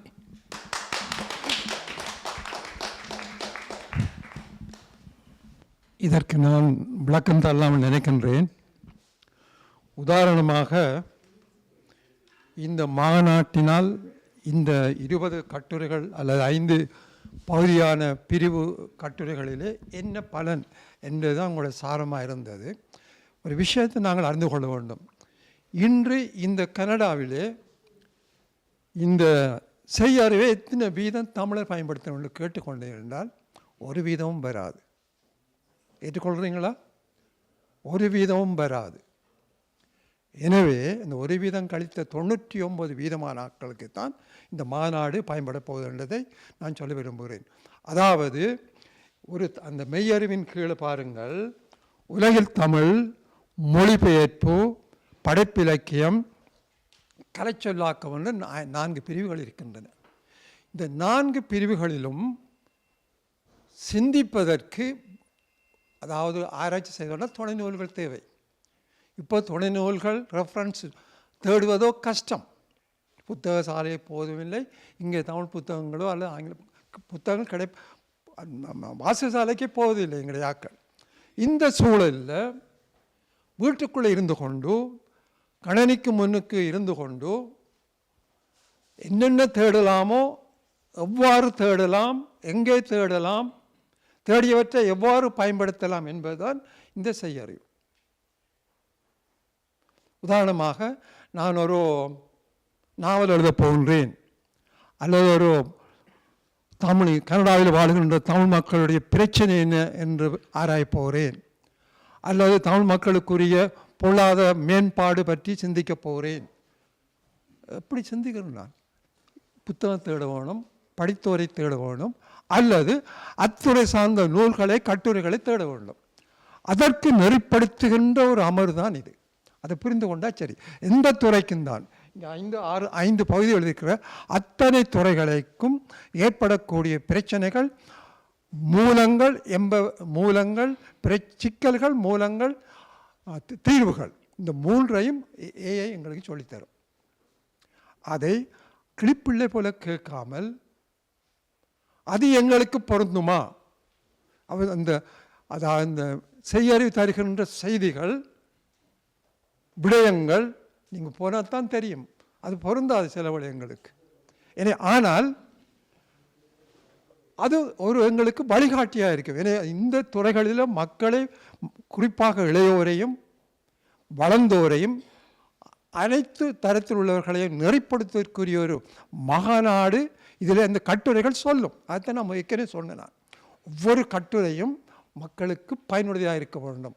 நீங்கள் என்ன கட்டுரை எழுதுகிறீங்களோ அது எழுதுவதற்கு அந்த கட்டுரை, அந்த செய்யறிவு எவ்வாறு பயன்பட்டது என்பதை நீங்கள் அதில் சொல்லிவிட்டீர்களே. ஆனால் எங்களுடைய சமுதாயம் எல்லா துறைகளிலும் தன்னை வளர்த்துக் கொள்வதற்கு இந்த மாநாடு வழி செய்யும் என்று கூறுகின்றேன். நன்றி.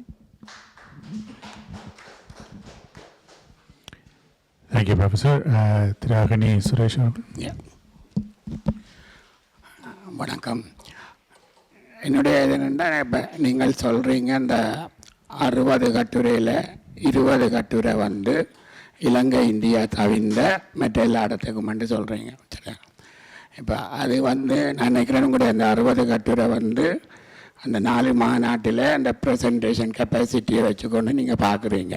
நினைக்கிறேன் நீ தான் ஏற்கனவே டச் பண்ணவர். என்னென்னா, நீங்கள் அப்படி சொல்லக்குள்ள இப்போ கனடா மட்டும் இல்லை, கனடா, இங்கிலாந்து, ஆஸ்திரேலியா, அப்படி எத்தனையோ நாடு வர போகுது. இவ்வளோத்தில் இருந்து 20 கட்டுரை தான் நீங்கள் ஏற்றுக்கொள்ளப்படுறீங்களா? கனவேர் இந்த ஸ்ட்ரகிளுக்குள்ள வரவே மாட்டோம். ஏன்னா இது ஒரு பெரிய ஒரு காம்படிஷன். அப்போ அது எப்படி போகணுமெண்டா 60 கட்டுரை தான் நாங்கள் ப்ரெசன்டேஷனுக்கு டைம் இருக்கும். ஆனால் வருகின்ற எத்தனை கட்டுரை வந்தாலும் அது அந்த ஸ்டாண்டர்டுக்குள்ளே இருக்குதுன்னு சொன்னால் அது உங்களோட ஜேர்னலுக்குள்ளேயே இன்க்ளூட் பண்ணப்படணும். அப்படித்தான் அந்த இருக்கணுமென்றது என்னுடைய தாழ்மையான கருத்து. இப்படி நீங்கள் 60 கட்டுரை தான் எடுக்க போகிறோம். என்னோக்குள்ள என்ன போல கனவேர் இதுக்குள்ளே வந்து இன்ட்ரெஸ்ட் காட்ட மாட்டோம். அப்படி ஒரு நிலை வரும். நான் நினைக்கிறேன் இது இருக்கா நீங்கள் உங்களோட இதை பற்றி சிந்திக்கலாம். நன்றி. நன்றி. நிச்சயமாக இதை பற்றி ஆய்வரங்க குழுவோட பேசி அதுக்கான இதை அவர்கள் தான் முடிவெடுக்க வேணும். நான் அவரோட இந்த தகவலை எடுத்து செல்கிறேன். நன்றி. படிமுறை தமிழை உலகெங்கும் பரப்பி வரும் திரு ராஜரத்னம் அவர்கள் அரங்கில் இருக்கிறார்கள்.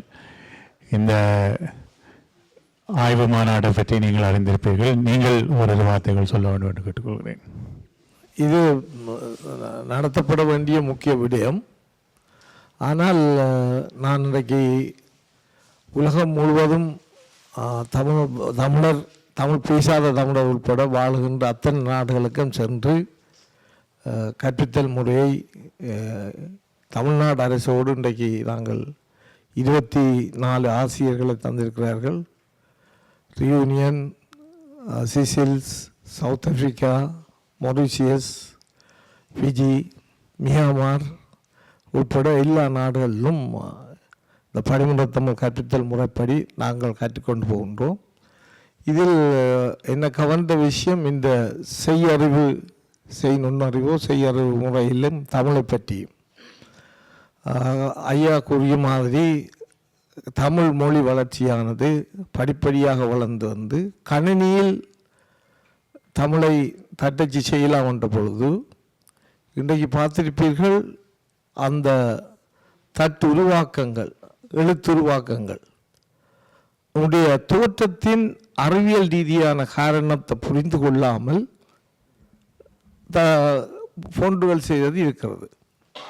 இப்போ உதாரணமாக டி என்பதை இப்படி எழுதுவார்கள். துணைக்கால் என்பது நெடிலுக்கு வரும். நெடில் என்பது வாயை நன்கு திறந்து செல்ல வேண்டும் என்பதன் அடையாளம். மேல் சொண்டிலிருந்து கீழ் சொண்டு அகலத்திற, அதுதான் அந்த துணைக்கால் என்ற பொருள். அதுக்கு மேலே டீ போட்டு புள்ளி போட்டு எல்லாம் இப்போ போன்று இருக்குது. அதுபோல் லகரம் கன எழுத்துக்களில் அந்த வடிவத்துக்கு பொருள் இருக்குது. அது எங்கள் பலருக்கும் தெரியாது. நான் உலகம் முழுக்க தமிழறிஞர்கள், தமிழ்நாட்டில் கூட நிறைய கருத்தரங்கள் தொடர்ந்து செய்து கொண்டிருப்போம். அதை உள்வாங்காமல் இந்த தட்டச்சு செய்தனால் குழப்படி வந்தது. அதுபோல் இந்த செய் நுண்ணறிவு என்பது, செய்யறிவு என்பது தமிழின் மொழியினுடைய உண்மையான தோற்றம் என்ன, அமைப்பியல் என்ன என்பதை அறிவியல் ரீதியாக புரிந்து கொண்டு அதை அறிவுக்கு கொண்டு போக வேண்டியது தமிழினுடைய இன்றைய தேவை. இன்றைக்கு பிஜியிலையோ, மொரிஷியஸ்லையோ, ரியூனியன்லையோ, சிசில்லையோ, சவுத் ஆப்பிரிக்காவிலையோ தமிழ் மொழி கிட்டத்தட்ட அழிந்தே விட்டது. அதுக்கு பல்வேறு காரணங்கள் இருந்தாலும் ஒரு காரணம், நாங்கள் கற்பித்து கொண்டு இருப்பது பிழையான முறை. அதை பலரும் ஏற்றுக்கொள்ள மாட்டார்கள். ஆனால் இன்று ஏற்றுக்கொண்டிருக்கிறார்கள், தமிழ்நாட்டில் ஏற்றுக்கொண்டிருக்கிறார்கள். இந்த முறையை நான் உருவாக்கும் பொழுது பலரும் எனக்கு இருந்த பயன், தமிழ்நாட்டில் எப்படி பார்ப்பார்கள். இன்றைய தமிழ்நாட்டில் கோவை, திருப்பூர் மாவட்டத்திலே 11 பள்ளிக்கூடங்கள் படிமுறை தமிழ் முறையில் இந்த எங்களுடைய புத்தகங்களே நேரடியாக கற்பிக்க தொடங்கி இருக்கின்றார்கள். மலேசியாவில் தொடங்கி இருக்கின்றார்கள். எனவே இந்த நுண்ணறிவை செய்பவர்கள் இந்த மொழியினுடைய தோற்றம், அமைப்பியல் என்பதை புரிந்து கொண்டு அதை செய்ய வேண்டும். இதில் நான் அதை பற்றி ஒரு கட்டுரையும் சமர்ப்பிக்கின்றேன். நிச்சயமாக அந்த வகையில் இந்த அறிஞர்கள் சேர்ந்து அந்த தமிழ் மொழி அடுத்த நிலைக்கு செல்லும் பொழுது அந்த உண்மையான தொல்காப்பியத்தின் வழி நாங்கள் எழுத்த படிப்பிக்கவில்லை. எழுத்தினுடைய தோற்றம் என்ன, உச்சரிப்பென்றால் என்ன, எப்படி அது ஒலிப்பேதமாக ஒலிக்கின்றது, இதில் ஒன்று நாங்கள் கற்பிப்பதில்லை. இதையெல்லாம் இதில் வரும்பொழுது இலகுவாக எங்களுக்கு அது வழிவகை செய்யும். அந்த வகையில் இந்த மாநாடு மிக மிக முக்கியமானது.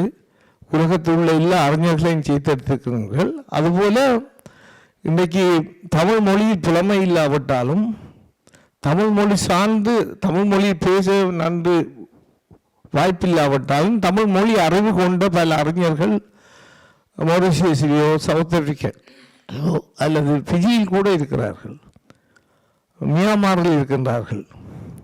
அவர்கள் எல்லாரையும் தண்டித்து உள்வாங்கிக் கொள்வது ஒரு கூட்டமைப்பாக, ஒரு வலைப்பின்னலை எங்களுக்குள் உருவாக்கும் என்று கூறி அதுக்கு உங்களுக்கு உதவி வேணுமென்றால் நான் செய்வேன் என்றும் கூறி நிறைவு செய்கிறேன். நன்றி, வணக்கம்.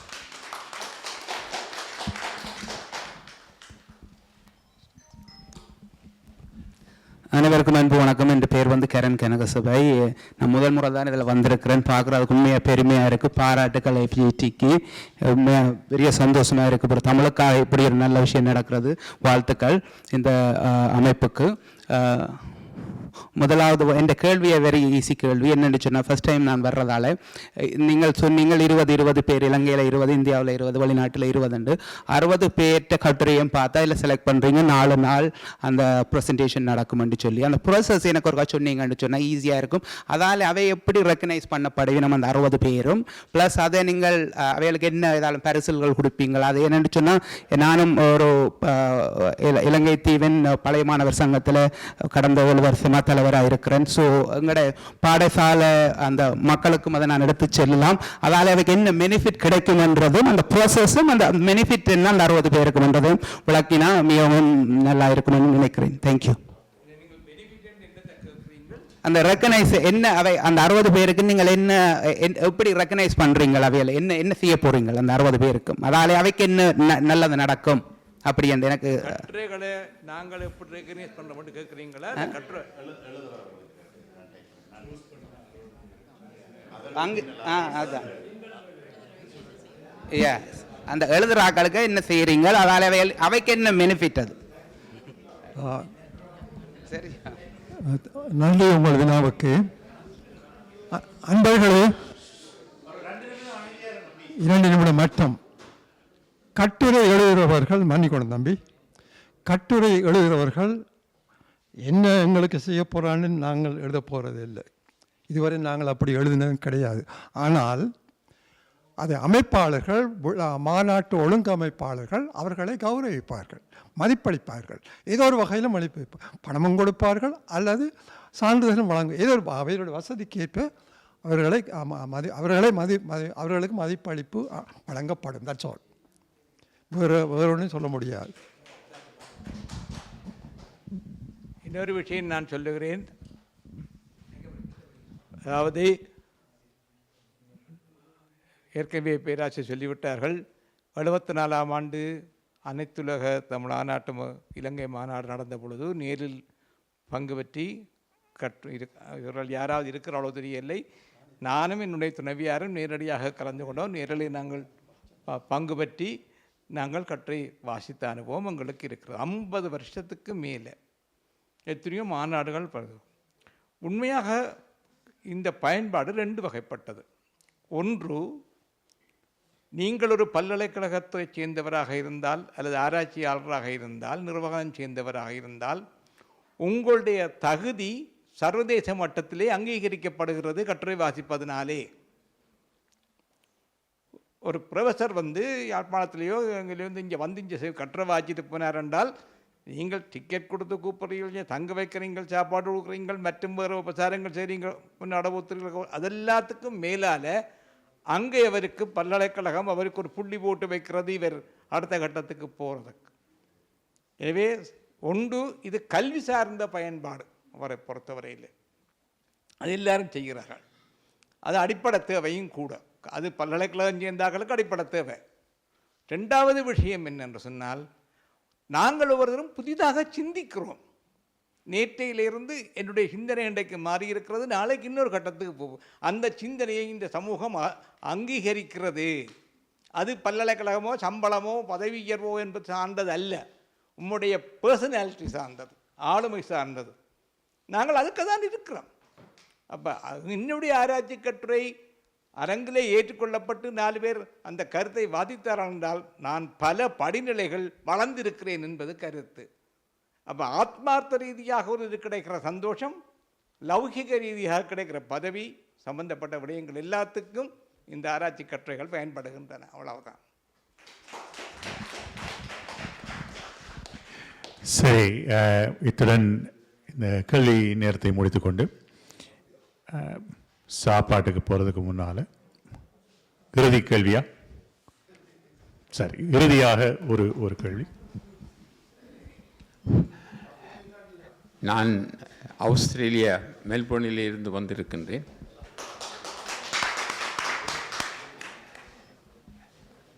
ஒரு புத்தக வெளியீட்டுக்காக, அதாவது இலங்கைக்கும் தென்னிந்தியாவுக்கும் வந்த முதல் மருத்துவர் யோன்ஸ் கடரை பற்றிய ஒரு ஆய்வு நூல் ஒன்று வெளியிடுவதற்காக உங்களுடைய கையிலே அது கொடுக்கப்பட்டிருக்கிறது ஆய்வுக்காக. நீங்கள் சொன்னது போல என்னிடம் ஏராளமான புத்தகங்கள் இருந்தன. நான் எழுதிய புத்தகத்தை கொப்பியை இந்தியாவிலிருந்து அனுப்பி வைத்தார்கள். அதிலே பார்த்தேன் அந்த டீனா இர்ரன்னா, அதற்கு அந்த கீழுக்கு கால் இழுக்காமல் அதை உருவாக்கியிருந்தார்கள். நான் அப்போது அவர்களுடைய கேட்டேன், என்ன ஃபொண்ட் நீங்கள் பாவித்தனீங்கள் என்று சொல்லி. செந்தமிழ் ஃபொண்ட் என்றார்கள். செந்தமிழ். ஆனால் அந்த செந்தமிழ் ஃபொண்டிலே அந்த இர்ரன்னாவும் டீனாவும் சரியாக இல்லை. 23ஆம் ஆண்டு நான் விமானச் சீட்டு போட்டு இங்கே கொண்டு வருவதற்கு தயாராக இருந்த வேளை அந்த புத்தகம் எனக்கு பிடிக்கவில்லை. அதனுடைய திருப்பி அதை ரீப்ரிண்ட் பண்ணி தான் நான் சென்றவரிடம் அதை வெளியிட்டேன். அப்போ தமிழை நாங்கள் எழுதுகிற பொழுது அப்போ என்னுடைய இந்த புத்தகங்களை எடுத்து பார்த்தேன். வீட்டில் இந்த புத்தகத்தை சிலவற்றிலே சரியாக இருக்கிறது அந்த உருக்கள், சிலவற்றிலே இல்லை, சிலவற்றிலே ரெண்டும் கலந்து இருக்கிறது. மற்றது அநேகமாக இந்த கல் பாவிப்பார்கள் அவர்கள் என்று சொல்லி. ஆனால் தமிழிலே எனக்கு கல் நன்றாக பிடிக்கும். ஆனால் மனிதருக்கு கல் போடுறது, மனிதர்கள் என்று சொல்வது எனக்கு பிடிக்காது. அது அகிருதனைக்குரியது இந்த கல். ஆனபடினாலே உங்களுடைய இந்த ஆக்கங்கள் வருகிற பொழுது நிச்சயமாக அவற்றை கவனிக்க வேண்டும். மற்ற அடுத்தது ஆயுத எழுத்து. ஆயுத எழுத்து நாங்கள் பாவிப்பதில்லை. தமிழுக்கென்று ஒரு ஆயுத எழுத்து இருக்கிறது. என்னது புத்தகத்திலே பார்த்தீர்கள் என்றால் தெரியும். அந்த ஆயுத எழுத்தும் அங்கே கொடுத்திருக்கிறேன்.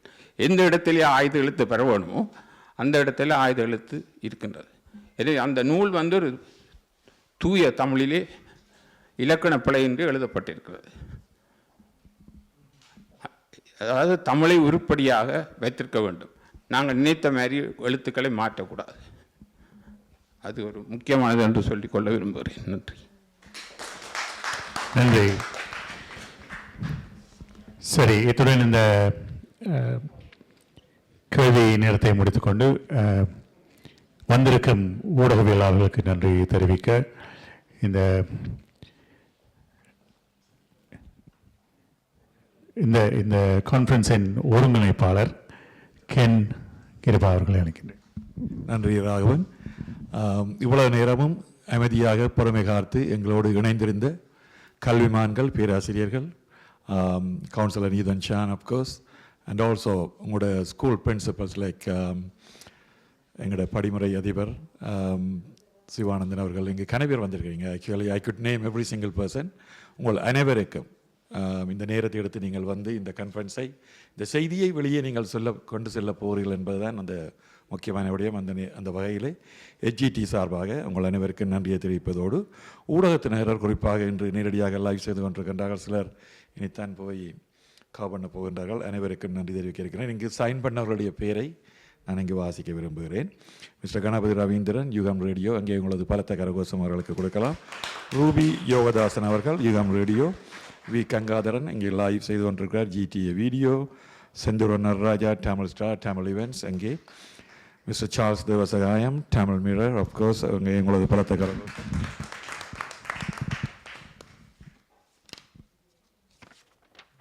Kripa Pillai, EC24 news. Harendran, Sri Tamil digital, எங்கே ஹரி இங்கே இருக்கிறார். நன்றி ஹரி, எளியாக வந்ததுக்கு. Gokulan, east FM. Kana Selva, behind media. Kana Selva is in the back. Behind media எல்லாரும் பார்க்குறீங்கன்னு நினைக்கிறேன். அகிலேஷ் அப்கோர்ஸ் காவ் பண்ணி கொண்டிருக்கிறார், பிஹைண்ட் மீடியா. மிஸ்டர் நடா ராஜ்குமார், ஈஸ்ட் FM. அதை விட இன்னும் யாராவது சைன் பண்ணியிருக்காட்டில் அல்லது பேர்கள் போட்டிருக்காட்டி, ஆதி டிவி அஃப்கோர்ஸ் நீங்கள் சைன் பண்ண இல்லையா அல்லது பேர் போட இல்லையோ தெரியல. Thank you so much, thanks a lot. Thank you Aadhi TV. வேறு யாராவது நான் தவறுதலாக விட்டிருந்தால் உங்களுக்கும் எமது நன்றியை தெரிவித்து, தமிழன் விளையாடி அஃப்கோர்ஸ் செந்தி அந்த தமிழ் மொழி என்ன மிஸ் பண்ணீங்க?